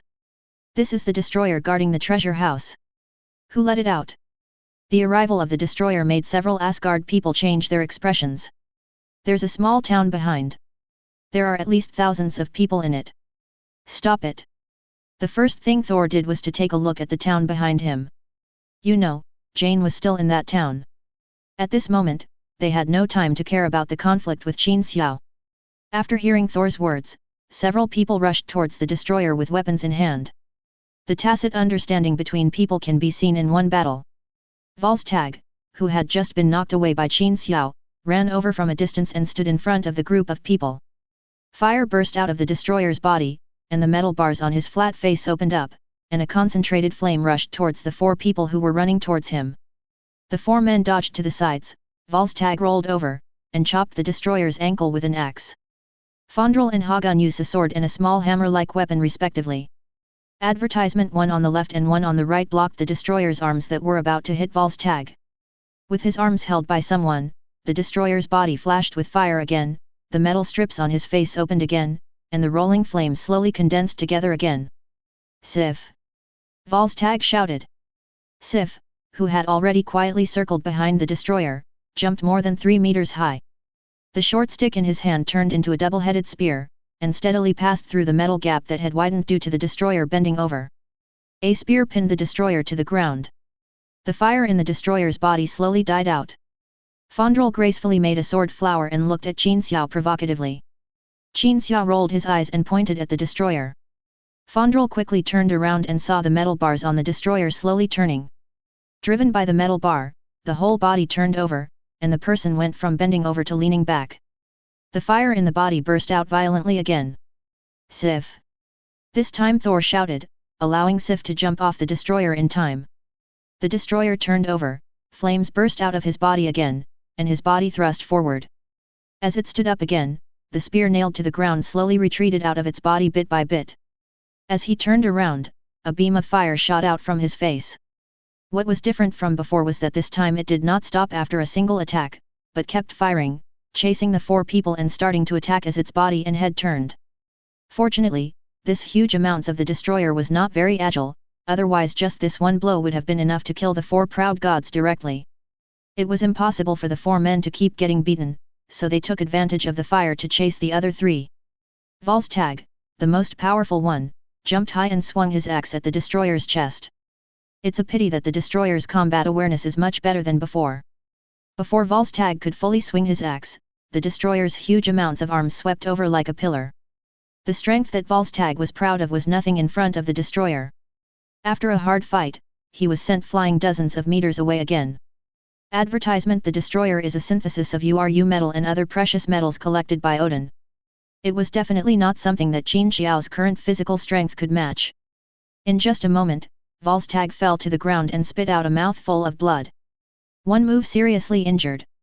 The remaining 3 people were not much better off. They dodged the fire attack but could not avoid the arms and feet that followed. They were all swept away and suffered some injuries to varying degrees. The destroyer still refused to give up. He picked out Sif, who was closest to him, and walked towards Sif with a big step. Sif was just kicked away by the destroyer. Although she blocked the attack with a shield, her physical strength was not as strong as those of the others. Her mobility was greatly reduced by the attack, and she obviously could not dodge it. The situation of the other people was similar. Even if they could barely get up, they couldn't rush over to rescue quickly. Qin! Thor yelled and looked at Qin Xiao with a pleading look. Qin Xiao sighed, stomped his feet hard on the ground, and rushed towards the destroyer. To be honest, Sif had already given up hope at this point, as the destroyer had his fist raised high. Sif looked at the fist getting closer and closer to her and closed her eyes in despair. Bang! A dull sound was heard. Sif felt a darkness before her eyes and opened her eyes in confusion. It's you! Sif screamed in surprise. Sif couldn't believe the scene in front of him. The Earthling had his back to her at this moment, with his hands crossed and raised, steadily blocking the destroyer's punch. Not only Sif, but even the 3 Asgard warriors who were lying on the ground in a twisted manner around them widened their eyes. How was it possible that this Earthling, a mere mortal, could block the destroyer's fist with his bare hands? What are you daydreaming about? Hey! I'm talking to you. Can you please get up and leave now? The destroyer's strength was indeed not to be underestimated. Qin Xiao only felt the pressure on his hands getting greater and greater, and he shouted at Sif without mercy. Oh! Sif nodded, and after reacting, he struggled to get up and quickly avoided the battle area between the destroyer and Qin Xiao. Advertisement. Chapter 90. Seeing that Sif had already left the battle area, Qin Xiao pulled his hand and relieved his force to the side. The destroyer's huge amounts of arms slid to the side and slammed to the ground. Taking advantage of its unstable center of gravity and stumbling, Qin Xiao fell to the ground and tackled the destroyer's ankle. Boom! The destroyer, with huge amounts of body parts, could not stand steadily and fell to the ground with a loud bang. How could Qin Xiao miss such a great opportunity?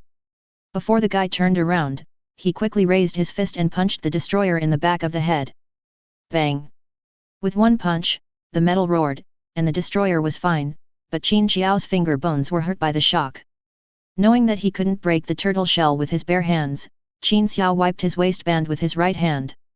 A tang sword was slowly pulled out from the void. Definitely, to outsiders, this scene looked like Qin Xiao was slowly pulling out a long knife from his crotch. Fondrel looked at the sword in his hand with horror, then looked at his crotch. Asgard has many magics that can transform into weapons, but there was no magic fluctuation on Qin Xiao's body just now. For a moment, Fondrel didn't understand where Qin Xiao got such a knife from. Qin Xiao had no idea what Fondrel was thinking, and he adhered to the principle of killing him while he was ill. He drew out his tang sword and stabbed at the destroyer on the ground. With one slash, blade stabbed directly into the destroyer's body through the gap between the metal strips. However, such physical damage has no effect at all on the empty body inside the destroyer.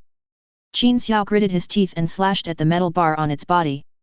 The blade slid along the metal strip, and along with the ear-piercing sound of metal friction, sparks flew out from the blade. After making a difficult cut, Qin Xiao found that there was not even a mark left where the tang sword had chopped. He looked at his tang sword which he had upgraded not long ago with heartache, even though the blade was not damaged by the blow just now. Qin Xiao was reluctant to use it anymore, so he put away the tang sword in his hand. It aimed at the destroyer who was about to twist his neck and turn his head over again. Qin Xiao aimed at its half-turned face and punched it back.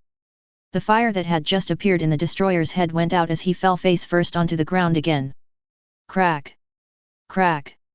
It is not known whether it was the destroyer's own fighting instinct or Loki's command. The destroyer on the ground wanted to turn his head again in defiance and shoot a beam of fire energy at Qin Xiao. Advertisement. Although Qin Xiao's bones hurt from the punch, he had no other way to deal with the turtle shell.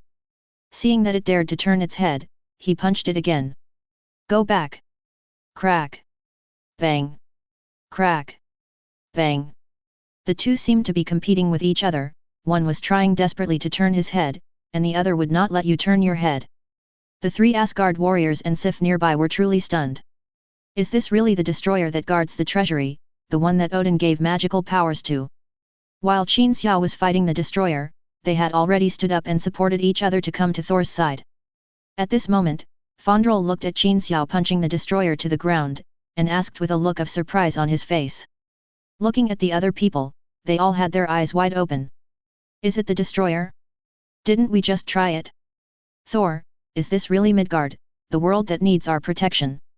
Hogun looked at Qin Xiao with a dull expression, then pulled Thor beside him and asked. The earth is not as weak as we think. There are even some beings as powerful as my father here. Thor remembered the old friend of his father that Qin Xiao had told him about, Sorcerer Supreme. As powerful as Odin? Fine. I take back my contempt for them. Hogun said, swallowing hard. Compared with their recognition of Qin Xiao's strength, Qin Xiao is now complaining in his heart. This guy is just a coward. No matter how you hit him, it's useless. If you keep hitting him like that, not only will he be hurt, but he will also lose his fists. No matter how abnormal the recovery ability is, it can't withstand the continuous bombardment. By the way, why can't Thor sense his own hammer? He has learned to be very humble and sensible, okay? Qin Xiao was secretly complaining in his heart, and the destroyer on the ground seemed unable to bear being beaten like this. He no longer forced his head to turn, but faced the ground directly, and a burst of flames suddenly burst out. The direct impact caused his upper body to tilt high backwards. Qin Xiao was punching mechanically, his mind still in a daze. Who knew that the destroyer's head would suddenly rise high as if it was equipped with a thruster? Qin Xiao was caught off guard and was thrown far away. Advertisement poo. Qin Xiao spat out a mouthful of sand. He was just about to go up and use his flexibility to fight for a while. Who knew that the destroyer would just turn around, ignore Qin Xiao, and walk straight towards Thor and the others. You're ignoring me now. Qin Xiao rubbed his wrist which was aching from the shock. Thor, do you have any artifacts like Mjolnir, or the Spear of Eternity or something like that? Otherwise, I can't break this turtle shell. Thor's face looked as bitter as a bitter gourd. The Spear of Eternity, what a joke, that's Odin's weapon. If you don't have it, I can't do anything about it. You'd better get your strength back quickly and pick up that hammer. Otherwise, you'll be in big trouble today. Qin Xiao jumped up and down a few times and returned to the crowd before the destroyer and said. If he could sense it, he would have picked up the hammer long ago. Why do this? Thor looked at the people around him, gritted his teeth, and ran straight to the destroyer despite Sif's obstruction. Loki, I know you can hear me, you are targeting me, right? Let them go. Brother, I know I was arrogant in the past. If I have done anything to make you feel sad, then I am sorry, but they are innocent. Thor's face was full of sincerity. He was definitely not just saying it casually. It should be that he has really reflected on what he did in the past during this period of time.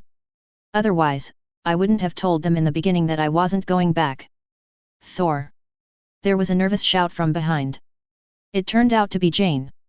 She saw huge amounts of destroyers outside the town and drove out worriedly. I'm fine. Thor raised his hand towards the back, signaling Jane not to run back. Just as he was about to turn around and say something to Loki, the destroyer turned around, swung his arm, and smashed Thor away. Thor. Several people at the back screamed at the same time. According to the plot, it stands to reason that after Thor said those words and then got hit, he should have been able to feel Mjolnir. But this time it obviously didn't happen, and Thor, who was knocked away, staggered to his feet. The destroyer's body flashed with fire, and he strode towards Thor again. Jane and several Asgard people rushed towards Thor nervously. Qin Xiao also wanted to go over to stop it, but a golden portal suddenly appeared, and a thin arm stretched out, blocking Qin Xiao directly. Advertisement. Chapter 91. Ancient One Magician. Qin Xiao knew who the person was without seeing the whole picture. The thin figure of the Ancient One stepped out of the portal. Qin, this is 177A Bleecker Street. Phil Coulson appeared out of nowhere and asked Qin Xiao. Yes, that's right, Ancient One Sorcerer Supreme. Compared to you, he is the real guardian of the earth. Qin Xiao introduced himself to Phil Coulson. The Ancient One glanced at Phil Coulson, smiled and nodded as a greeting. Phil Coulson swallowed hard, his mind full of thoughts on how he should deal with this Sorcerer Supreme in the future. Ancient One and Phil Coulson were polite and reached out to pat Qin Xiao's shoulder gently. You don't have to do anything. Let them solve the Asgard issue themselves. Odin has already arranged it. Odin had arranged it, so Qin Xiao was not surprised. However, according to Odin, Thor's current performance was much better than in the original plot, so he should be able to get his power back. Qin Xiao expressed his thoughts to Ancient One in a veiled way. If it's just for experience, Thor is much better now than before, why can't he get his own power back? According to Odin's words as described by Thor, Thor should be qualified to get Thor's power now. Bullshit qualifications. Ancient One laughed disdainfully. You believe what Odin tells a child? What qualifications? Odin did it to train Thor, but the key to getting the hammer and power back is not character metamorphosis, but whether Thor's life is in danger. What?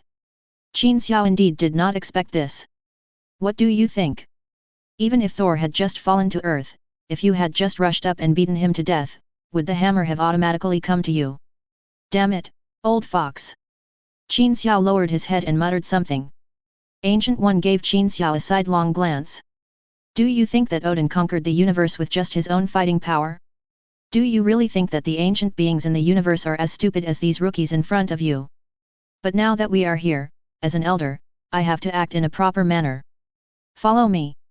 Advertisement. The Ancient One called out to Qin Xiao, stretched out his hand in the air, took a step forward, and arrived in front of Thor and others. Just at this moment the destroyer came over, flames appeared on his head, and a beam of flame shot towards everyone. Ancient One stretched out a hand and drew several circles in the air rapidly. Rays of golden light shot out, forming a huge magic shield with a diameter of about 2 meters in the air. Then the Ancient One's white and tender little hand gently pushed the magic shield that was densely covered with spells.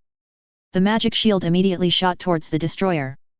Huge amounts of powerful flames shot at the magic shield, just like a baby hitting the fast-running Hulk, and the magic shield did not slow down even a little bit. Instead, it went upstream against the flame beam and hit huge amounts of the destroyer directly. Then he retreated hundreds of meters with the destroyer before slowly dissipating into the air. Hiss! Everyone present, except Qin Xiao, took a deep breath. Fondrel said with a straight face to Hogan, who was also stunned beside him. Who is this? Why do I feel like we need the protection of the earth? Only Qin Xiao lowered his head and muttered something. He's thousands of years old, I don't know how he keeps his hands like a little girl. Boom! The Ancient One reached out his hand and hit Qin Xiao on the head, then walked in front of Thor with his hands behind his back. Odin and I have known each other for thousands of years. I know that you were exiled to Earth. If you want to get your power of Thor back, you must know what you are fighting for. The people here today are all people who need your protection. We will no longer help you, the Destroyer. Think carefully about how to protect the people around you. After saying that, without caring about their reactions, he pulled Qin Xiao back to the original place. That's not all. She also set up a portal for the Destroyer again, allowing it to arrive directly less than 100 meters away from Thor and the others. That's a bit unfair of you. Why don't you just watch the fun, go over and make a move, say a few sarcastic remarks, and then pull the monster back after that? That would be a waste of time. Qin Xiao pouted and hummed. Ancient One stretched out his white and tender little hand again and gave Qin Xiao another bang on the head. I don't know where he got so much strength from, but despite Qin Xiao's physical condition, he actually jumped up in pain. He shouted, covering his head. Advertisement, just talk if you want to. Why do you keep hitting me? You deserve a beating. Ancient One took out a palace fan from somewhere, fanned himself gently a few times and said. I took action to let Odin know that I didn't just leave his son alone when he came to Earth. Otherwise, you've been his son's nanny for so long. As the next Sorcerer Supreme, I would have brought you here to get more benefits for his good-for-nothing son. Qin Xiao covered his head with his hands, looking aggrieved. I have no interest in being a Sorcerer Supreme. Not only do I have to guard the holy place, but I also have to be tortured to death by Dormammu thousands of times. Am I sick? These words came out of his mouth. Qin Xiao always felt that there was some conspiracy behind the Ancient One's request for him to inherit the time gem. So when Ancient One was brought up again, Qin Xiao just complained about it. Only after I finished speaking did I realize something was wrong. Looking at Ancient One again, he was staring at him with a smile on his face, not saying a word. An expression that said, you know it all. Ahem. Look over there, Thor is getting beaten again, look. Qin Xiao changed the subject dryly. The Ancient One didn't ask any more questions and looked towards Thor and the others. As expected, after the Ancient One finished speaking, Thor ignored the obstruction of his companions and ran directly to the Destroyer. This time he didn't say any nonsense and just opened his arms. Loki, if you must kill me, then do it now and end it all without involving them. Loki was probably frightened by the Ancient One's attack just now. He controlled the Destroyer and subconsciously glanced towards the Ancient One and Qin Xiao. Seeing that the two of them had no intention of taking action, he hardened his heart. Huge amounts of flames were fired at Thor. No! Thor! Several screams were heard, and the flame beam hit Thor directly without mercy. They pushed him away for dozens of meters before dispersing. Looking at Thor again, his whole body was burnt like charcoal and his clothes were torn to pieces. His face was so dark that it was almost impossible to tell who he was. There was still a wisp of white smoke coming out of his body. In this state, even a god would not be able to save him. Advertisement. Chapter 92. Thor. Sif just screamed in pain, and then saw the mortal girl next to her rush out like an arrow. There were still crystal tears hanging in the corners of her eyes. Thor, Thor. No. Don't sleep, you said you would take me to Asgard to see the Great Sea, Thor. The sadness in his tone made Sif, who had been with Thor day and night for more than 1,000 years, feel ashamed. I could only stop in disappointment. Loki was still quite pure when he was a bad guy, even though he left Thor half dead. But how could Loki just be at ease like that? He once again controlled the Destroyer and walked towards where Thor fell. Huge amounts of metal feet stepped on the sand step by step, making a strange rustling sound. It's like the countdown of Death God. Jane heard the Destroyer's footsteps and looked up at him hatefully. Then he suddenly stood up and opened his arms to block Thor and the destroyer. He acted as if he would have to step over my dead body if he wanted to touch me. In Qin Xiao's opinion, this is even more touching than the you jump, I jump in Titanic. Alas! Fools have good fortunes. Qin Xiao sighed softly and said. I'm envious, but don't worry, you're more lucky than him. Ancient One turned around and said with a smile. Hey, are you scolding me or praising me? Qin Xiao touched the back of his head and said. Ancient One just smiled faintly and ignored Qin Xiao. Looking at Thor again, Jane stood in front of Thor without hesitation. Sif and the others looked at each other, then ran in front of Thor and opened their arms like Jane. A bunch of stupid fools. Loki, who was remotely controlling from Asgard, looked at the images sent back by the destroyer and said with disdain. Out of habit of caution, Loki once again asked the destroyer to turn around and look at the Ancient One and Qin Xiao. When I saw them, I still looked as if it had nothing to do with me. Advertisement only then did he control the destroyer and gather the fire in his body. He wanted to kill the 5 people in front of him and Thor behind him at once. The rolling flames gathered in the destroyer's body. Jane turned around and looked at Thor, who was still lying on the ground, his life or death unknown, and closed her eyes facing the destroyer. At this moment, Thor's fingers on the ground twitched slightly. Just this small move caused the wind and clouds of heaven and earth to move.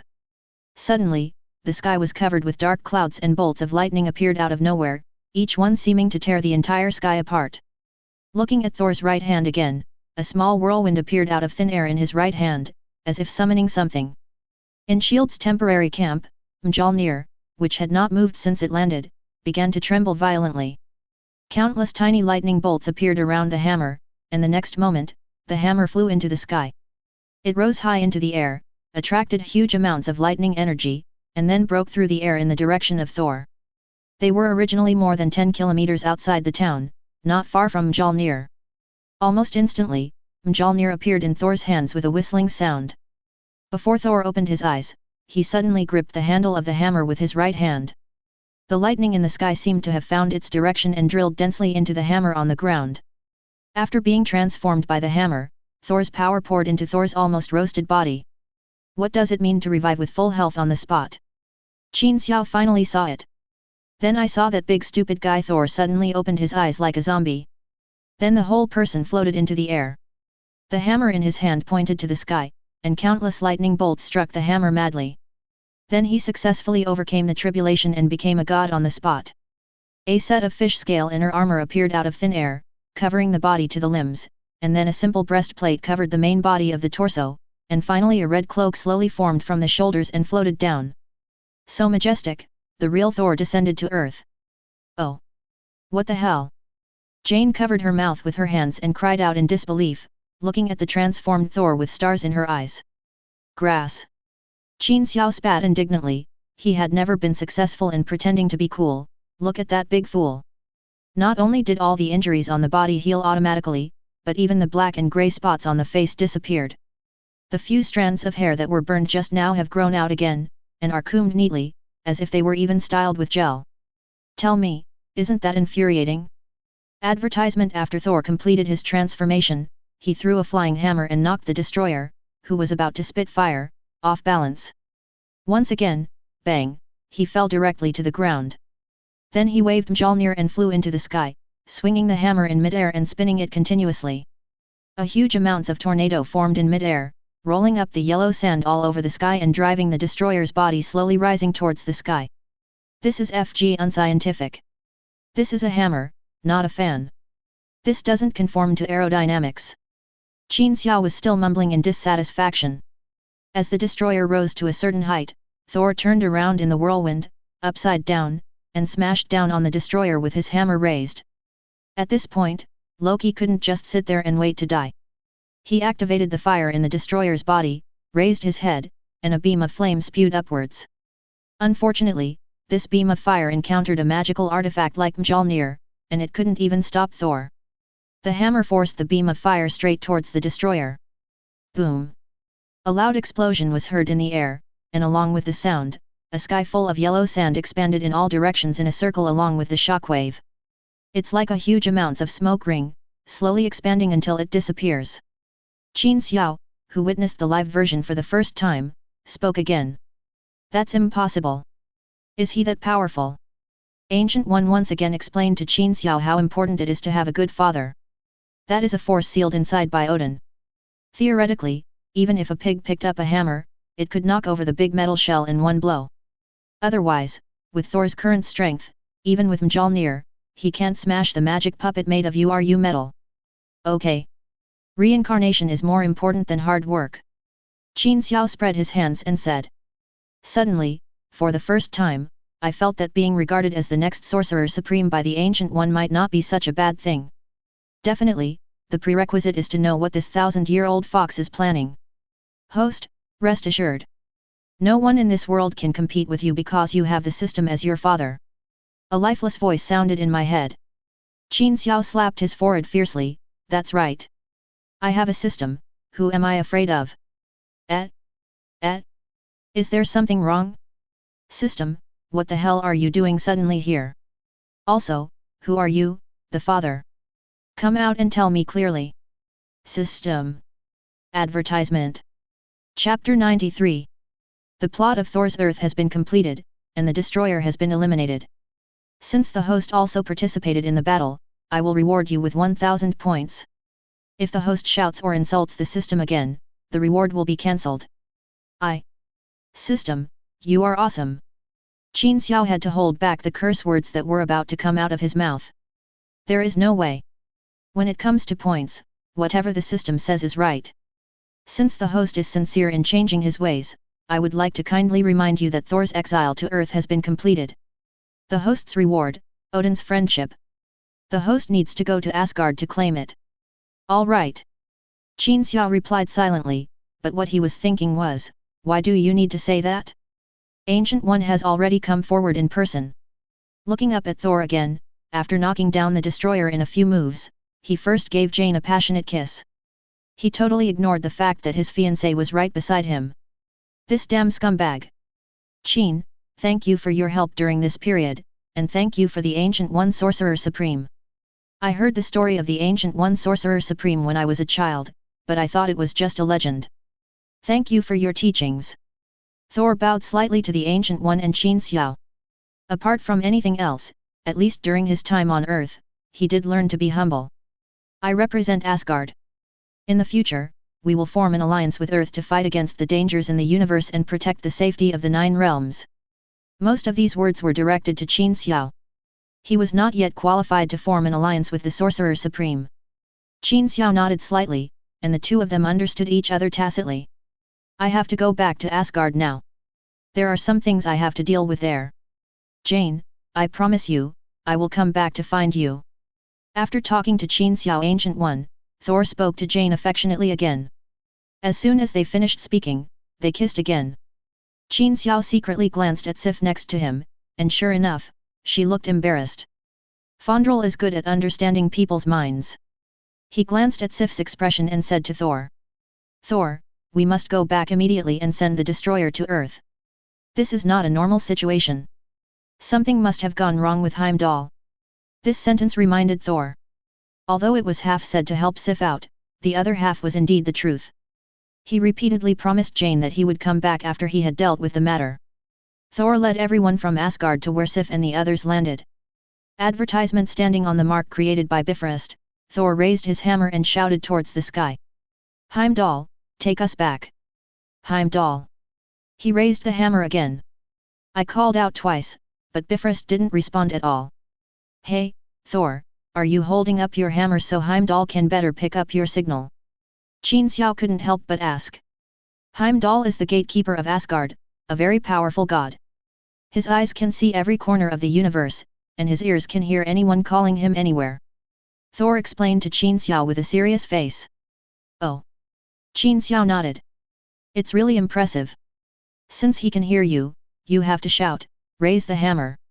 Raise the hammer. Ah. Sorry, I'm used to it. Thor scratched the back of his head in embarrassment. He looked up at the sky again and was about to raise the hammer, but then he remembered Qin Xiao's words and put it down halfway. Heimdall. I don't know if Qin Xiao's words worked, but dark clouds began to roll in the sky, and a rainbow light fell along the mark on the ground. Thor nodded to everyone, then looked at Jane deeply, and led a few people onto the Bifrost. Jane stared blankly at the figures of several people slowly being pulled away and disappearing in the Bifrost. Muttering to himself. Using energy to break through the barrier between two spaces and the long distance, directly teleporting people or objects to the other side, this is the true power of God. Qin Xiao patted Jane's shoulder gently. Hey, girl, I know you are obsessed with the tall and mighty Thor. You think he is the best and Asgard is a sacred place, but I still want to tell you that the so-called power of God can pull people in the space channel. If there is any accident in the channel, they will be sucked into the space vortex. This is what a real God should be like. Bore. Qin Xiao stretched out his hand and snapped his fingers. Ancient One looked at Qin Xiao helplessly, stretched out his hand, and a golden portal opened instantly. Advertisement. Jane took a look inside and saw the Bifrost that Thor had described to her. On the Bifrost, Thor was holding his hammer and flying quickly towards a majestic golden palace in the distance. See? This is the power of God. Bye. Qin Xiao waved to Jian, and he and Ancient One stepped into the portal and disappeared. Jane finally recovered from her shock. Hey! Damn it! I want to go too. What responded to her was the last golden spark of the portal closing in the void. Next time I see Daisy, I will not let her talk to you anymore. He complained indignantly, then turned and walked towards his car. Eric Shavik joined S.H.I.E.L.D. to work on a new research project, and Daisy returned to school to continue her laboratory work. Jane should also find a place to settle down and wait for her Asgard prince to come and find her. The place where the Ancient One opened the portal was on the shore of the Endless Sea, diagonally opposite the Bifrost. Standing here, you can see Bifrost and the Bifrost Temple on the right, and the Golden Hall in the distance on the left.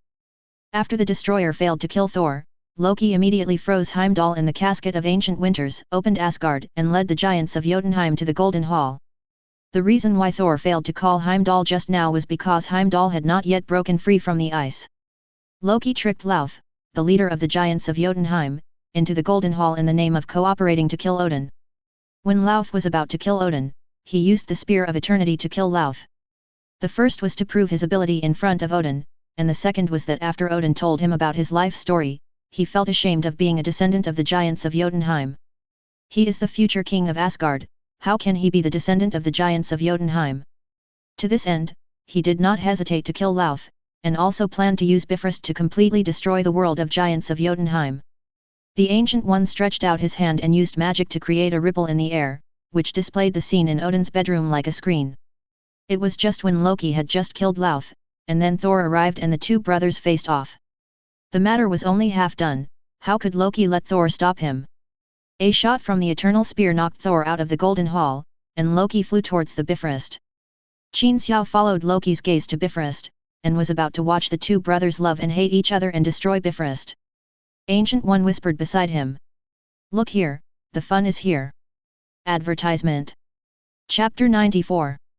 In Odin's bedroom, after the two brothers left, Frigga's panicked expression instantly turned into calm. Odin, who had been lying on the bed looking weak, slowly opened his eyes. He sat up and sighed slightly. Frigga stepped forward and patted Odin's shoulder gently. Thor went to Earth this time and came back looking much more mature. Loki's identity as a giant of Jotunheim made him a little bothered. Plus, he always felt that you treated Thor much better than him. He has always lived in Thor's shadow since he was a child. It is normal for him to be a little rebellious. He will slowly grow up to be sensible. The two spoke with deep affection, just like an ordinary old couple who were worried about their children. Qin Xiao looked up at the sky in silence, then looked at Loki who was controlling the Bifrost and preparing to completely exterminate the giants of Jotunheim. This is just called being a little rebellious? This is a genocide, especially the race you were born into. Qin Xiao's mind flashed with a famous internet meme from his previous life, he's just a child. That's right, how could a child who is only over 1,000 years old have any bad intentions? He just stole the weapons at home and wanted to murder his brother and then exterminate an entire race. Ancient One took a look at Qin Xiao's expression and knew what he was thinking. He looked at Odin and his wife in the mirror with disdain and said, "You are too narrow-minded. Loki's bloodline is the royal family of the giants of Jotunheim. Odin doesn't have many years left to live. If the giants of Jotunheim are still around, how can Thor sit securely on the throne?" Facing the Ancient One's eyes that asked him to appreciate it carefully, Qin Xiao felt truly enlightened. In the past, he just thought that Odin knew all this and condoned the two children's mischievous behavior. Now it seems that this is definitely a big chess game played by an old fox. The deliberate neglect of Loki made Loki furious. In order to show off himself, he not only killed Lauf himself, but also wiped out the giants of Jotunheim. Even if they were stopped by Thor, the giants of Jotunheim would only be able to survive from then on. The most important thing is that the giants of Jotunheim hated Loki to the core from then on. From the perspective of the heir to the throne, Loki permanently lost a reliable external aid, and turned this external aid into his enemy, a mortal enemy. Let Thor go to Earth and form an alliance with Earth.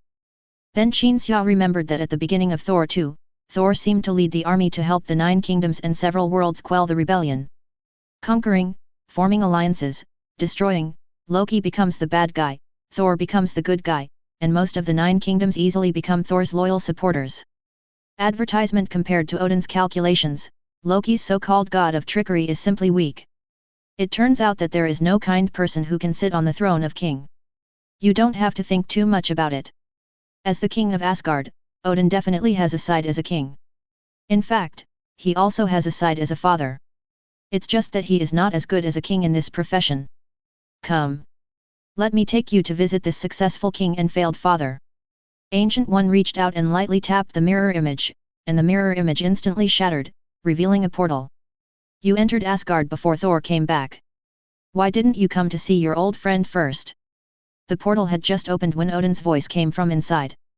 Odin, the father of gods title, was not given for nothing, he knew it as soon as he entered Asgard. It's a rare opportunity to catch a good show, so we have to watch it carefully.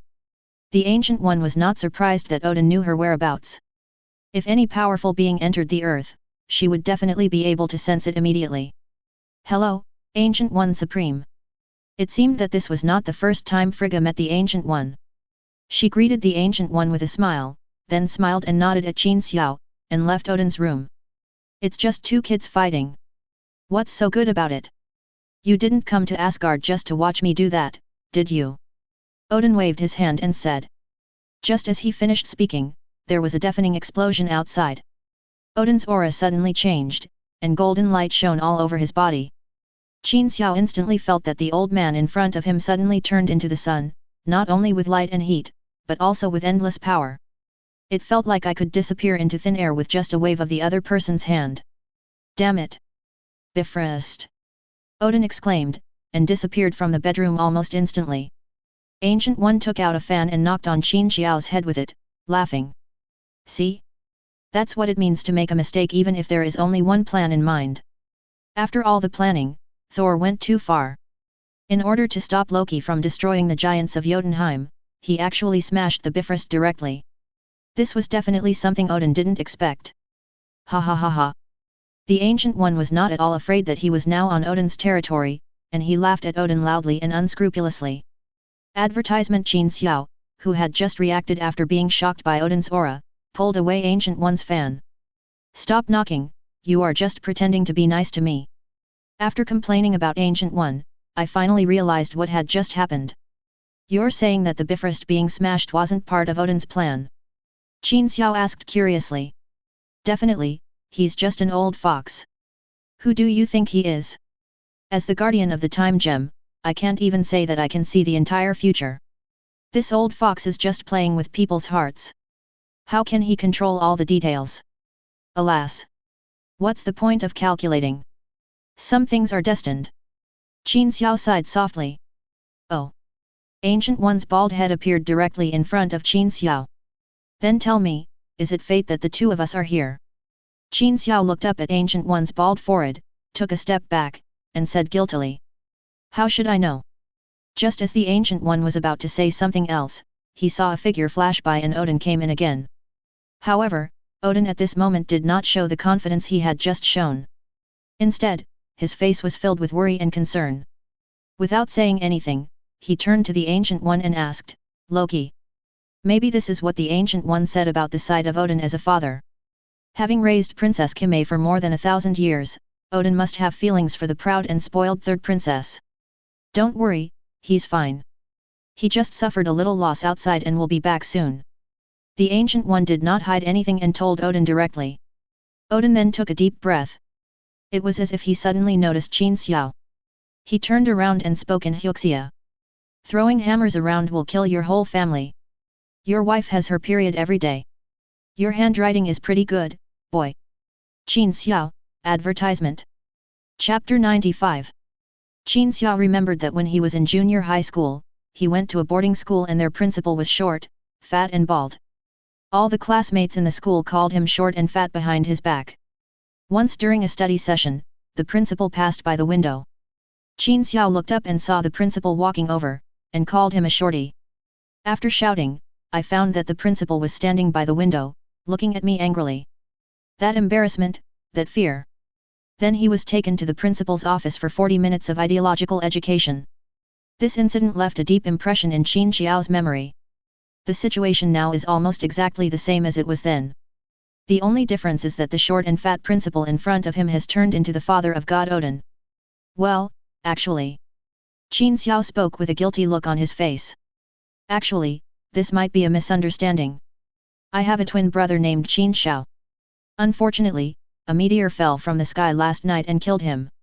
Yet, Odin raised the spear of eternity. Okay, I admit it was me, okay? But I don't think it's a big deal. Look at your hair and beard, they're all white, and you're quite old. It doesn't matter if your wife has her period every day, okay? Qin Xiao was so nervous that his speech was a little slurred. When the boss is angry, he needs another boss to persuade him. Qin Xiao desperately winked at Ancient One, and then Ancient One stood up and stopped Odin. He advised nonchalantly.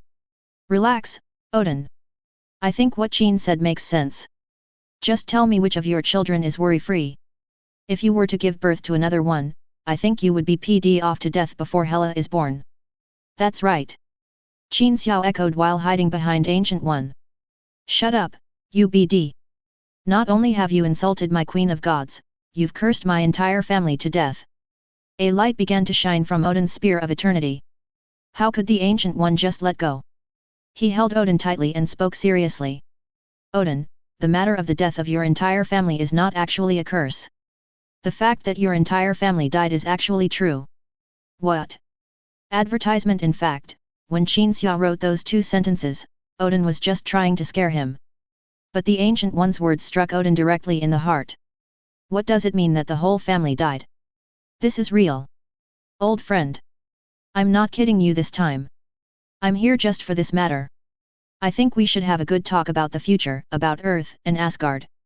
The Ancient One's expression was more serious than ever before. Before the two bosses had a formal conversation, Ancient One opened a portal, and Odin directly used the Spear of Eternity to knock Qin Xiao out. This portal was opened on the Bifrost. It was a gorgeous Bifrost just now, but now there is a big hole in the middle. Even the Bifrost temple has collapsed. In the crack of Bifrost, there sits a lonely and sad figure. The cloak behind him was blown to one side by the wind from the endless sea, swaying in the wind with a rustling sound. Oh my god, the Asgard version of Buledin Jingyun. Thor turned around when he heard someone talking and was somewhat surprised to see Qin Xiao. Qin, why are you here? No, the Bifrost has been shattered by Loki and I, so how did you get here? Since you can come, doesn't that mean I can still go to Earth and see Jane? The big guy is not stupid at all. He thought of so many things the moment he saw Qin Xiao. Who said that love makes people stupid? It seems that it depends on the person. If you meet a big fool, you might end up with a positive outcome. Thor's sudden excitement scared Qin Xiao. Aren't you here to honor Loki? Is it because the Bifrost is broken and he can't go to Earth and see Jane that he has to pose like Buledin Jingyun for so long? So what are you going to do with it? I followed the Sorcerer Supreme.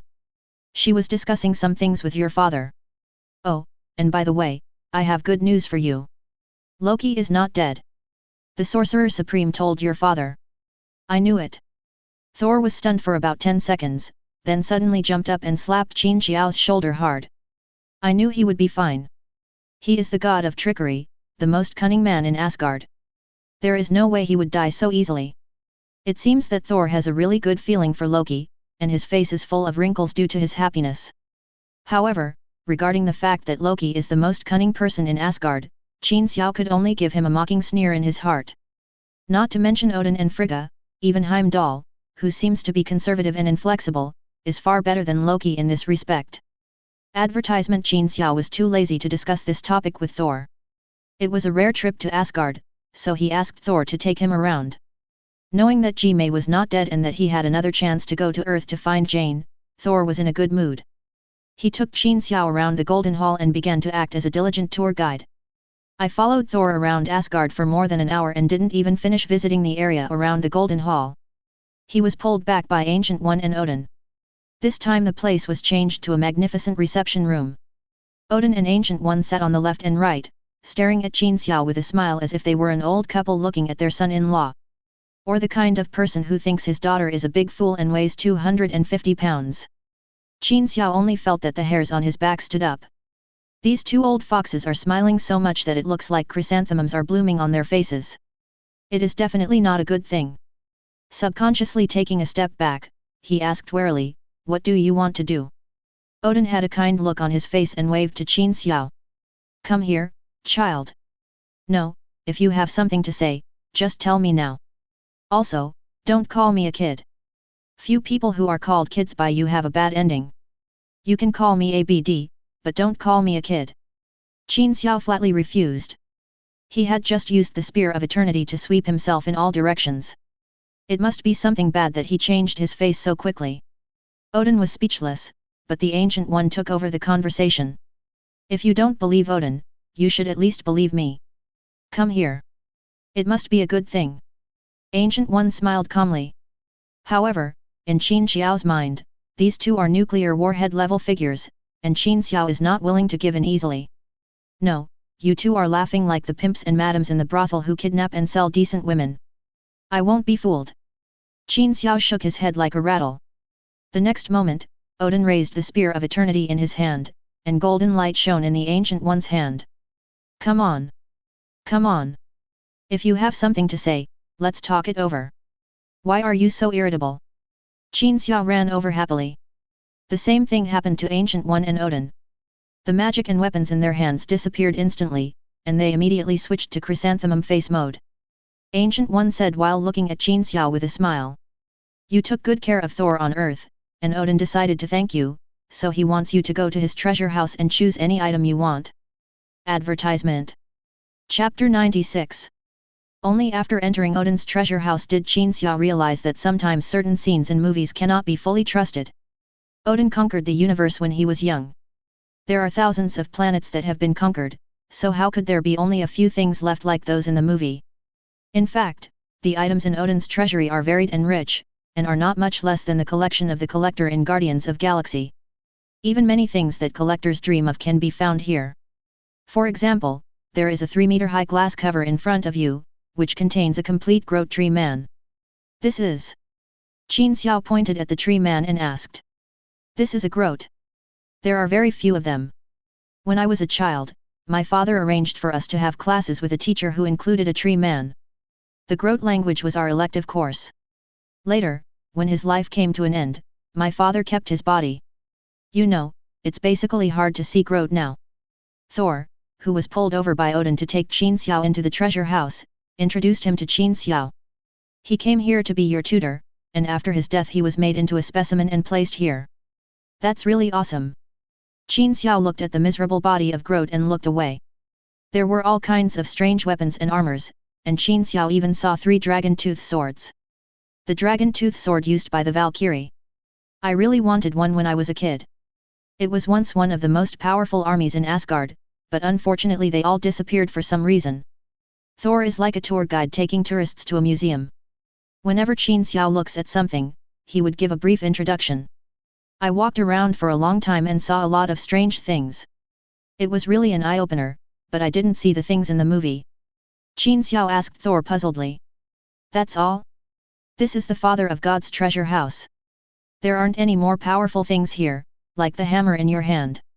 There aren't many artifacts, there must be more, but the restrictions on their use are too severe, I'm afraid you can't use them.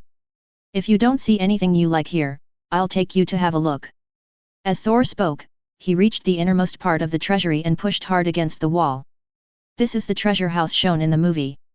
It turns out there is an inner storehouse inside where all the good things are kept. Casket of Ancient Winters, the Eternal Fire, and the Infinity Gauntlet that is said to be a fake, etc. This glove? This size is not suitable for ordinary people, right? And what does the gem on it mean? Advertisement. Qin Xiao picked up the infinity gauntlet and asked knowingly. This is a glove that can help people control the power of infinite gems. It was made by the previous generation of Dwarf King Nidav based on his own hand shape. He originally wanted to create a divine weapon that could perfectly accommodate 6 infinite gems to achieve the highest level of his forging. As a result, right after it was made, countless people in the universe who were ambitious to control the infinite gems wanted to get this glove to control the infinite gems. In desperation, the Dwarf King could only give it to my father, hoping that my father's reputation could deter those who coveted the glove. Following Thor's introduction, Qin Xiao realized that the gloves were real. So the fake that Hela mentioned in Thor, Ragnarok should refer to the gems on the gloves rather than the gloves. The Dwarf King created it to prove his forging skills, and finally presented it to Odin to avoid trouble.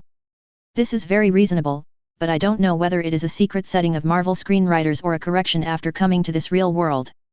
Qin Xiao nodded without comment and looked at the casket of ancient winters again. This is the artifact of the giants of Jotunheim. Thor still patiently introduced them one by one. Qin Xiao felt the casket of ancient winters and realized that he couldn't activate this thing without the blood of the giants of Jotunheim. Apart from the file size, the infinity gauntlet is basically useless without the infinite gems. To be honest, there doesn't seem to be anything in Odin's treasure house that I can use. Qin Xiao thought as he came to the side of the eternal fire. The next moment, something strange happened. Just next to the eternal fire. The eternal fire, which had been burning quietly in the vessel, seemed to be suddenly doused with a large amount of fuel. The fire escalated rapidly and the flames suddenly jumped up to more than 2 meters high. The range of the flame instantly broke through the boundaries of the vessel. It expanded to a range of about 1 meter, and then the fire changed, and the whole ball of fire that looked bigger than a person rushed towards Qin Xiao. The huge flame rushed towards Qin Xiao's mouth, nose, and even every pore on his body like a swallow returning to its nest. The changes happened so fast that Qin Xiao and Thor were completely caught off guard. My FG hair! Qin Xiao had just had such a worried thought in his mind when the flames had already penetrated into his mouth and nose. It was as if it had a spirit, swimming back and forth between Qin Xiao's pores and 7 orifices. Advertisement. Thor was completely stunned at first. He knew that this ball of fire was dangerous, but he had been in and out of the treasure house countless times since he was a child, and he had never seen this ball of fire run wild. By the time he reacted, the flames had already penetrated into Qin Xiao's body through his 7 orifices. I thought to myself that something was wrong and subconsciously wanted to go forward and do something. The light on Qin Xiao's body grew brighter, and his entire body turned into flames. The strange thing was that his clothes, skin, and even his hair were all intact and were not harmed in the slightest by the flames. Qin Xiao's experience was not so wonderful. The moment the flame entered his body, a ball of violent and hot energy directly entered his body. Compared to this, the Hulk serum I drank last time is like the difference between firecrackers and grenades. The reckless charge along the way directly tore his muscles, meridians, and bones, leaving no corner of his body untouched. Ah! He opened his mouth, and accompanied by a shout, a flame gushed out of his mouth, directly melting a big hole in the wall. At the same time, beneath the golden hall, a rune symbolizing the power of Asgard's fire rule began to riot from somewhere underground. It broke through the ground and rushed straight to the golden hall. Damn it! Odin, who was sitting and chatting with the Ancient One, shouted loudly, then suddenly jumped up and rushed towards the treasure house. Ancient One definitely follows closely behind. When they arrived at the treasure house, they saw Qin Xiao turned into flames, floating quietly in the air with his eyes closed. Next to him was the stunned Thor. At this moment, a chaotic shattering sound was heard, and a dark red rune went straight through the wall, breaking through the 2 layers of defense of the treasury from the outside and coming to the inner treasury. Flying straight towards Qin Xiao. No! Odin shouted. Stop it! Odin, his whole body glowing with golden light, stretched out his hand and grabbed the rune. It's Monday. Are you tired, office workers? It's tea time. Have a drink of water and read a novel to relax. It will be time to get off work soon. Advertisement. Chapter 97. Odin was so fast that he reached the rune almost instantly. He stretched out his hand to grab it, but unexpectedly caught nothing. The rune that was so close to him had disappeared, and he had moved from the treasury to a high mountain far away from the golden hall. Ancient One. Odin was really anxious this time. He stretched out his hand and the spear of eternity appeared in his hand. He was covered in a golden helmet and golden armor, and a cloak representing the royal family also appeared behind him. It rustled in the wind, full of murderous intent. Do you know that that is the original power of Asgard? I use it to suppress Hela. The rune had already reached Qin Xiao just now. Odin knew it was too late to go back now. What's more, in front of the Ancient One, unless you kill her, no one can leave unless she doesn't want you to leave. These words were spoken with gnashing teeth. As soon as Hela appears, Ragnarok will come immediately. God knows how much Odin and even the entire Asgard have paid over the years to suppress Hela and delay Ragnarok. No powerful origin of the throne dares to be released, and only the so-called next successor to the king has the origin of Thor's throne. Others, such as the three warriors of Asgard and even Thor's fiancée Sif, are just goddesses of land and harvest. Just by looking at the name, you can tell that she is definitely not a character with super combat power. This is because all the powerful origins of the gods were compressed into runes by Odin and turned into a formation to suppress Hela. Even so, facing Hela, who shared the same power of Asgard as himself, as he grew older and Hela grew stronger, Odin had to replenish his strength from time to barely suppress Hela. Now that the origin of the god of fire is missing, it won't be long before the seal of hell begins to stir. Ragnarok, Odin is not fully ready yet. So he put on a desperate look without any hesitation. On the other hand, Ancient One still looks calm and composed. Odin, I understand everything you said. If you want to fight to the death before facing Hela who has broken the seal, I have nothing to say. If not, calm down first and we can solve the problem together.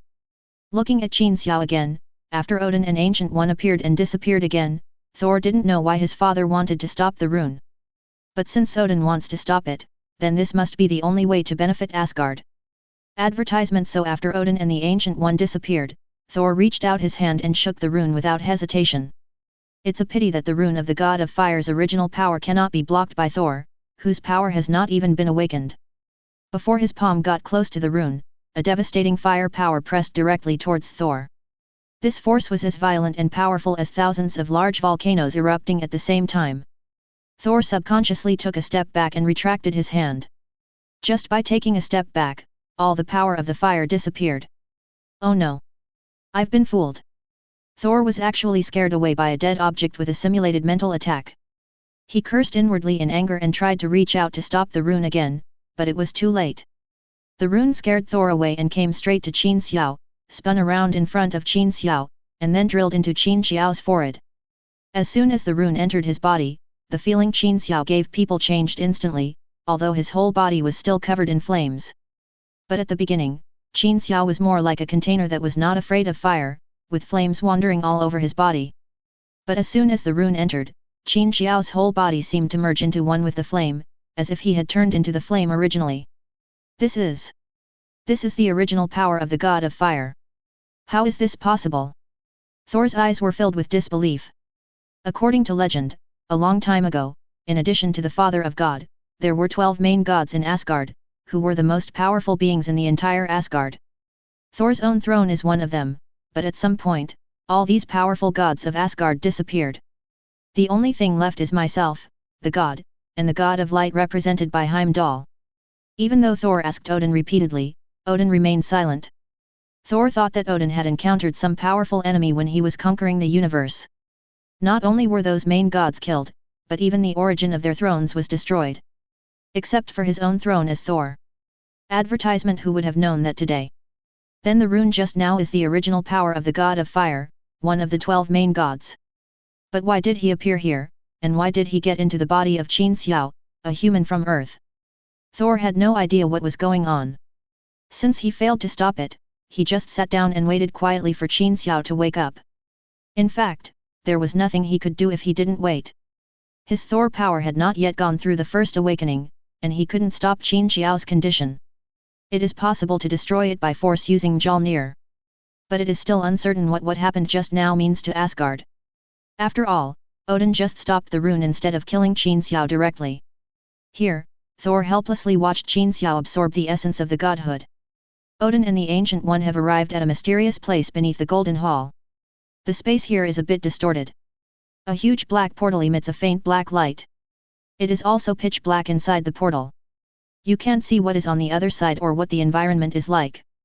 Only occasionally can one hear the tearing roar like ghosts and wolves howling coming from the portal, telling others that the other side of the portal is definitely not a good place for leisure and vacation. Odin still had an angry look on his face and waved at the portal. A golden light appeared above, and a huge magic pattern emerged in front of the portal, covered with extremely complex unknown texts and symbols. There are also golden chains made up of magical energy, tightly wrapped around this magic ball and the portal. On each chain there are runes similar to the dark red runes just now, white, blue, and divine runes representing various rule energies that suppress these chains and completely seal the portal. On one of the chains without runes, magical energy appeared and disappeared from time to time, and even the slightest crack had appeared. Obviously, the above corresponds to the origin rune of the god of fire's throne, but unfortunately it has now been absorbed by Qin Xiao.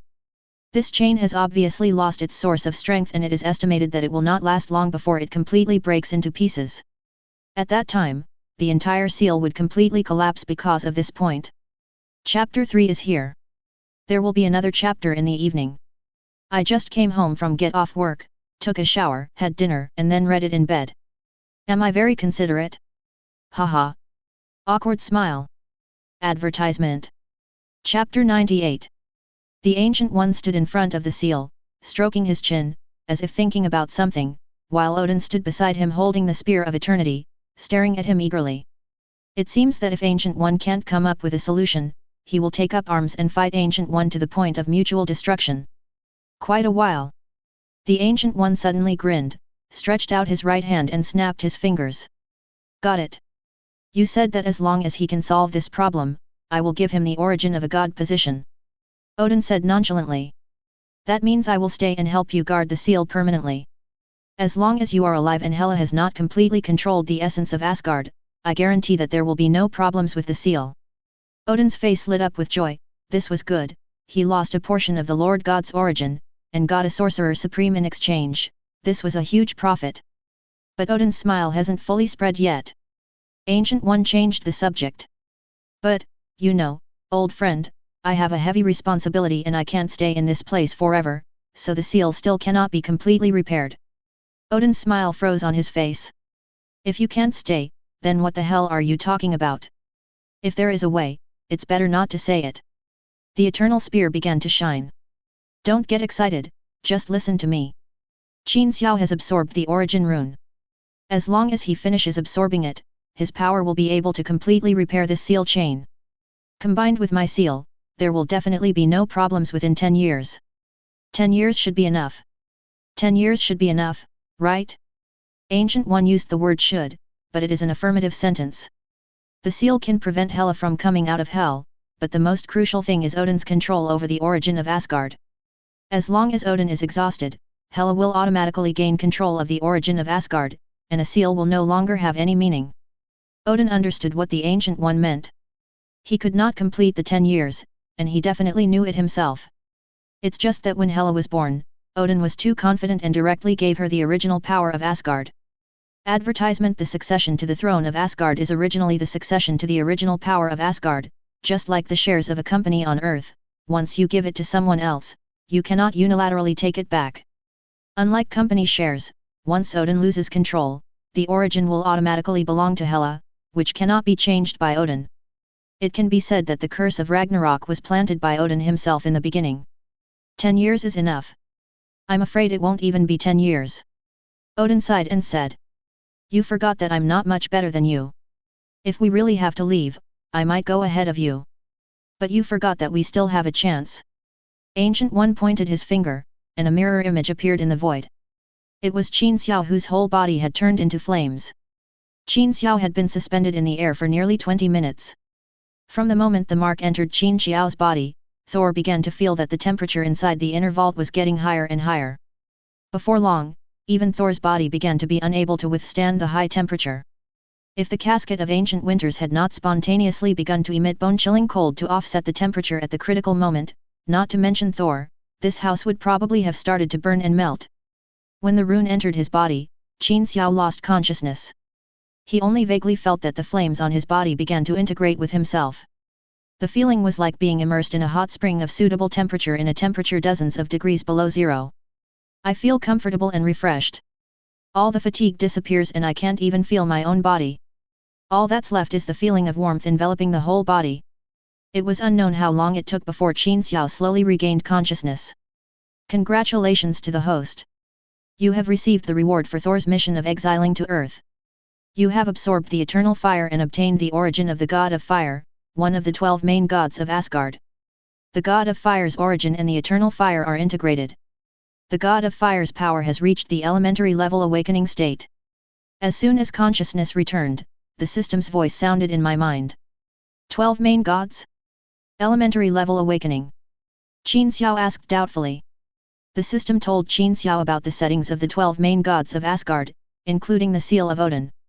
As for the elementary level awakening advertisement, it is mainly reflected in Qin Xiao's control over flames.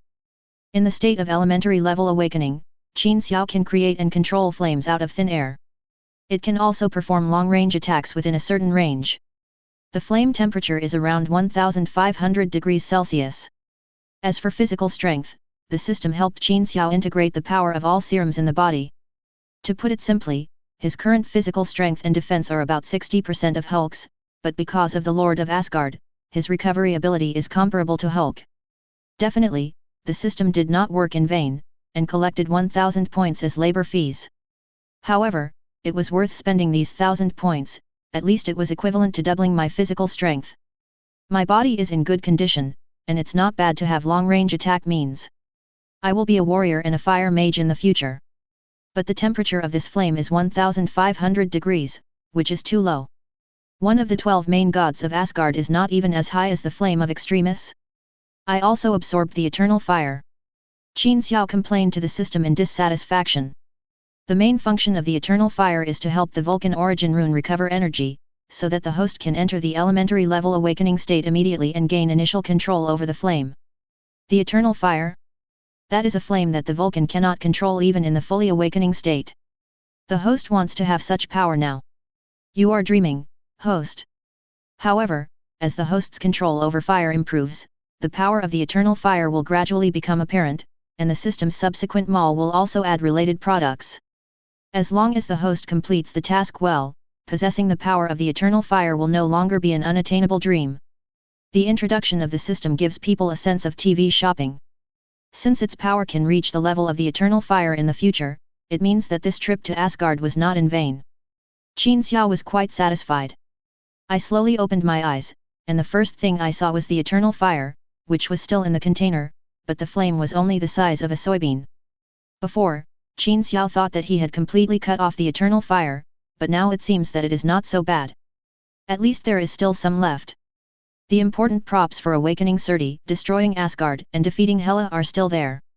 The eternal fire can absorb cosmic energy and recover slowly. You don't need to worry about that. I really wanted to know what Qin Xiao was thinking, when the voice of Ancient One came from the side. Qin Xiao looked back and saw Odin and Ancient One standing next to Thor. He didn't know how long they had been looking at him. It's a bit late, haha. I took the kids out to play in the evening and came back a bit late, sorry. Advertisement. Chapter 99. Damn it. What happened? Phil Coulson jumped up from his chair in a panic, with flames all over his upper body and hair. Qin Xiao was standing beside Phil Coulson with a nervous look on his face, trying to help Phil Coulson put out the fire on his body with his hands. But the more he filmed, the bigger the fire got. Get out of the way. Squeak. Tony shouted, picked up a fire extinguisher and sprayed it at the flames, saving Phil Coulson's life. It's just that the collar of the clothes has been burned a little, and as for the hair. The Buddha's hairstyle is just a little more sparse, with a little bit of the flavor of burnt pig hair. Fortunately, the person was not seriously injured. Apart from some redness on the neck and scalp, no further burns were caused. Qin Xiao had just returned from Asgard reinforcement, and his mobile phone received countless messages from Phil Coulson, asking him to return to the base in New York immediately. Qin Xiao directly asked Ancient One to take him to the vicinity of the base. After meeting Phil Coulson with Tony at the base, he didn't have time to tell him what happened in Asgard before the scene above happened. Qin, you BD who deserves to go to hell, if you want me to fulfill the bet, you can just tell me why you set fire to my back, damn it. I just bought this suit. The honest man Phil Coulson had flaming eyes and a face as red as a monkey's butt, which coupled with his burnt curly hair made him look indescribably funny. I didn't set the fire, I just walked behind you, believe me. Qin Xiao raised the index and middle fingers of his right hand with an innocent look and swore to the sky.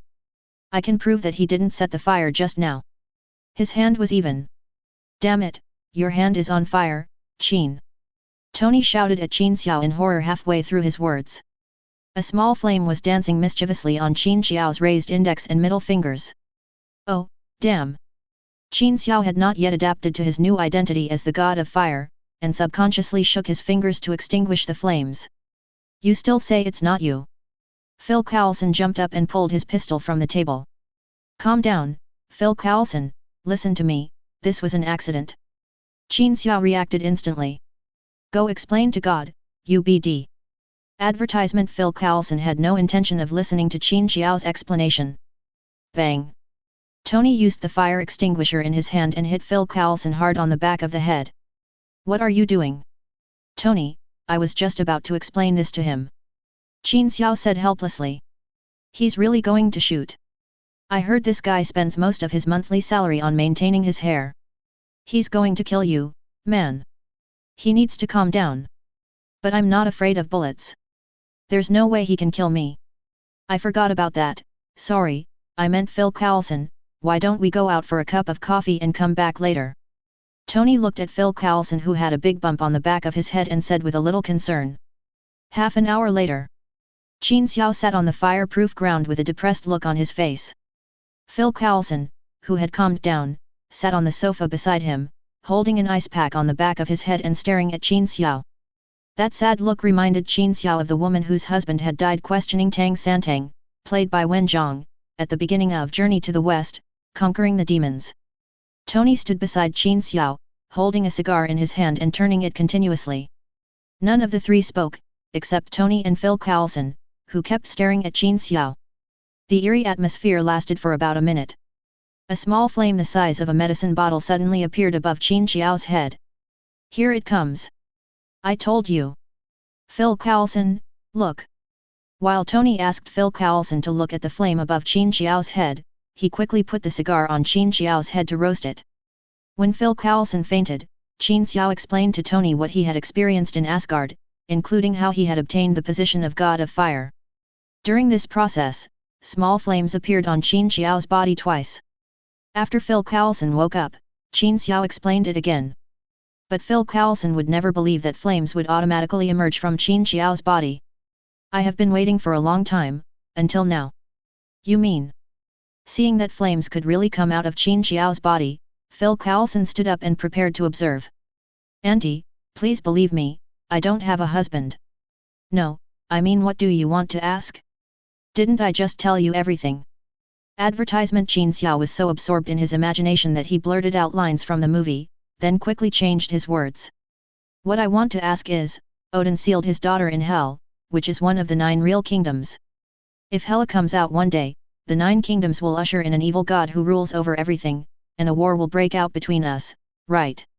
Yes, that's right, but Odin can still be suppressed for now, so we don't need to worry about this problem for now. Qin Xiao spread his hands and said. The flame on his head went out, and a cluster of flames appeared in Qin Xiao's crotch. Tony was just about to light the roasted cigar subconsciously, but when he saw the fire, he instantly shrank back and pointed at Qin Xiao's crotch with a smile and said. I seem to smell the smell of roasted chicken. Congratulations, Qin, at least you don't need to turn on the air conditioner or burn the fireplace in the winter. Shut up, Tony, and start your test now. I can't go out in this state. Testing is definitely what you want to test. The flames on Qin Xiao's body were obviously the result of him just starting to master flames and not being able to fully control them. Qin Xiao was tested by Jarvis for several hours using the equipment professionally built by Tony. A conclusion was reached. The location and time of the flame's appearance are all random, and may be related to Qin Xiao's emotions.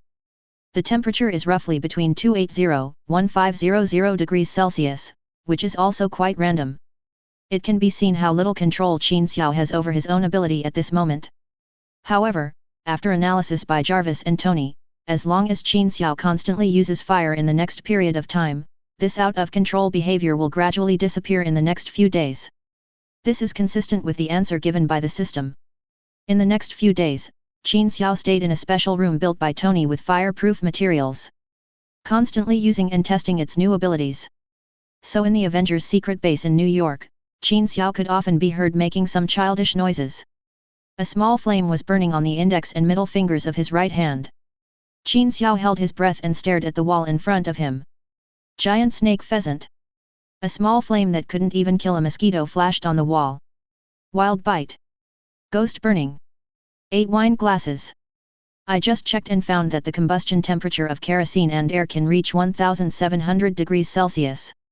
The 1500 degrees at the beginning is obviously not very rigorous. But later I saw that the flame of the lighter seemed to be only a few hundred degrees. With the principle of letting Qin Xiao gain an advantage over his enemies at the same time and develop slowly, I did not change the temperature of the previous chapter. This is reasonable. By the way, Black Widow's solo movie has been released in North America. The timeline of the story is between Captain America 3 and Avengers Alliance 3. I decided to bring this part of the plot to the front. After all, in order for Qin Xiao and Black Widow to get closer in spirit, we need to dig deeper into Black Widow's story and completely open her heart.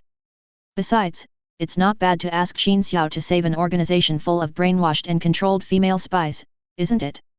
Advertisement. Chapter 100. It took Qin Xiao nearly a month before he finally gained complete control of the fire energy in his body. The effect of elementary level awakening is indeed only satisfactory. Qin Xiao can control flames to appear from a certain part of his body, or turn his entire body into a flaming man. You can even spurt out a 2 or 3 meter long column of fire directly from your mouth. However, there is still a long way to go before Qin Xiao can become a long-range artillery fire mage as he imagined. However, during this period of time, Qin Xiao figured out a way to add fire to melee attacks, which greatly increased the power. It can also be considered an increase in strength, especially after he discovered that he could attach a layer of flame to the Tang sword. I instantly felt like I had become the protagonist of the game. It's just that the original power of the Tang sword is already strong enough, and the 1500 degrees Celsius flame does not add any additional power to it. After all, anything that cannot withstand the flames of 1500 degrees Celsius will definitely not be able to withstand the power of the Tang sword. In Tony's words, this trick of yours is useless except for making a torch that does not require fuel. But no matter what, I can finally leave the base and no longer have to live a secluded life. I no longer have to sleep on a hard iron bed and dare not even cover myself with a quilt. If it weren't for the combat uniform produced by the system, Qin Xiao might have to go into seclusion naked during this period. Qin Xiao was in a very good mood today, a very good mood. The first is because of the release, and the second is because Black Widow is back. Phil Coulson didn't lie to him. On the date of the cello concert, Black Widow did not have any shield mission. And Black Widow is indeed very interested in this kind of thing. Speaking objectively, Qin Xiao would never come to this kind of concert under normal circumstances, but men, when pursuing women, will always do things to make them happy. Qin Xiao wanted to take this opportunity to completely open his heart to Black Widow, and finally reach the highest level of taking off clothes and being naked together. Black Widow is also unusually happy today. After Qin Xiao endured more than 2 hours of drowsiness and accompanied her to the end of the concert, Black Widow was no longer her previous agent image, and excitedly pulled Qin Xiao out of the concert hall. I was in the mood to find a place to eat something and have a drink. It was a rare day for Black Widow to have such an ordinary and leisurely one, so the two of them discussed and decided not to drive but to take a walk first. Just stroll around and find something to eat. The public security in Manhattan is much better than that in the damaged areas of New York. At least there are still many pedestrians on the streets after 9 o'clock in the evening. At the moment it was a clear and crisp autumn day. The night wind was slightly cool and felt very comfortable when it blew on people's bodies. On the sidewalk by the sea, young men and women would occasionally pass by, talking and laughing. Black Widow giggled and pulled Qin Xiao to sit on a bench nearby. I swear I'll never wear heels that are too high again. Advertisement. Black Widow complained with her head down while taking off her high heels without any scruples. The dress was slightly pulled up, revealing 2 slender legs. She hung on the bench, swinging her feet, which were slightly painful from the high heels. Her snow-white skin glowed slightly under the street lights. Qin Xiao was a little distracted by what he saw. "Does it look good?" Black Widow said to the somewhat dazed Qin Xiao with a smile. "Nice." Qin Xiao praised sincerely, and just as he finished speaking, he felt his neck tighten. Then a pair of sexy flaming red lips blocked his mouth. After a long time, the lips parted. After savoring the sweetness of the kiss, Qin Xiao felt a little unsatisfied. Instead, he took the initiative and put his arms around Black Widow's neck. But was gently pushed away by Black Widow. "I'm hungry, go buy me something to eat first."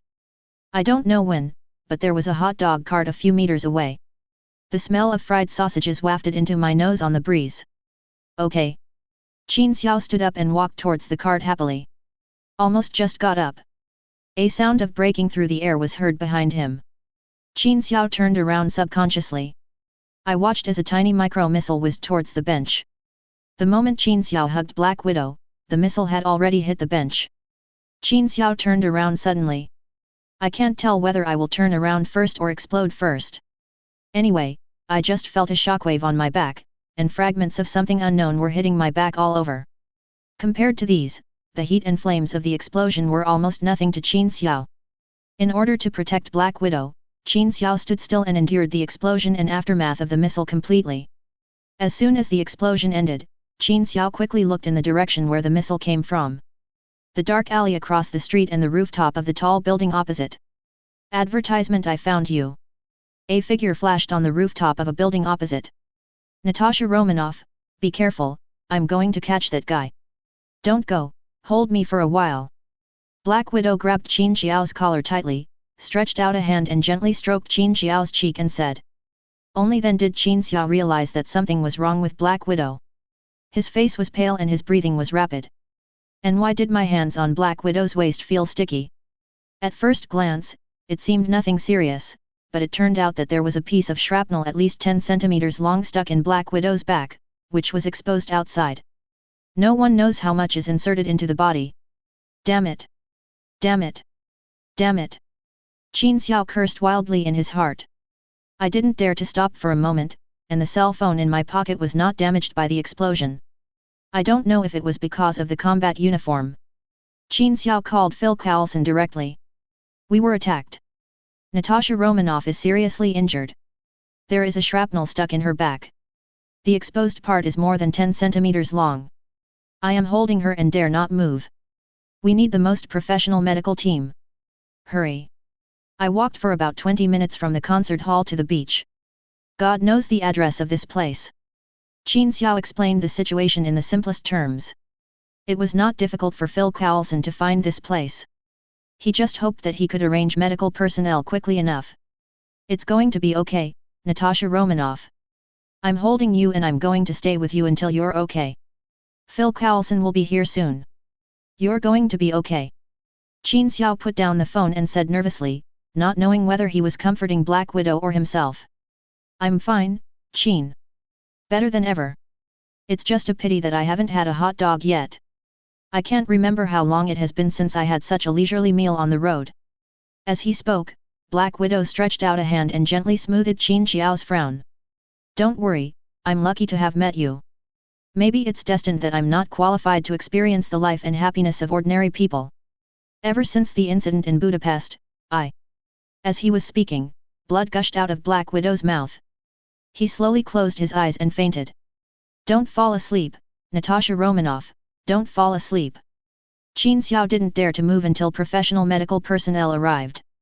She could only lower her voice and call out to the Black Widow in her arms. At the same time, in a hotel a few blocks away, a middle-aged man was sitting lazily on the sofa watching TV. The picture shows Qin Xiao holding Black Widow and turning around at the moment of the explosion, and standing in place to endure the entire process of the explosion. Hydra's intelligence is wrong. Qin Xiao's strength is far beyond our imagination. He is more than just a super soldier. I have stopped the operation. You arrange for someone to leave the United States immediately. Natasha Romanoff, I will find a way to solve it. Do you want to know what happened in Budapest? Advertisement. If you enjoyed this video, please give it a like and subscribe to the channel so you're notified of future uploads. You can find the next parts in the playlist visible on the screen or on my channel. Thank you for watching, and I'll see you in the next one.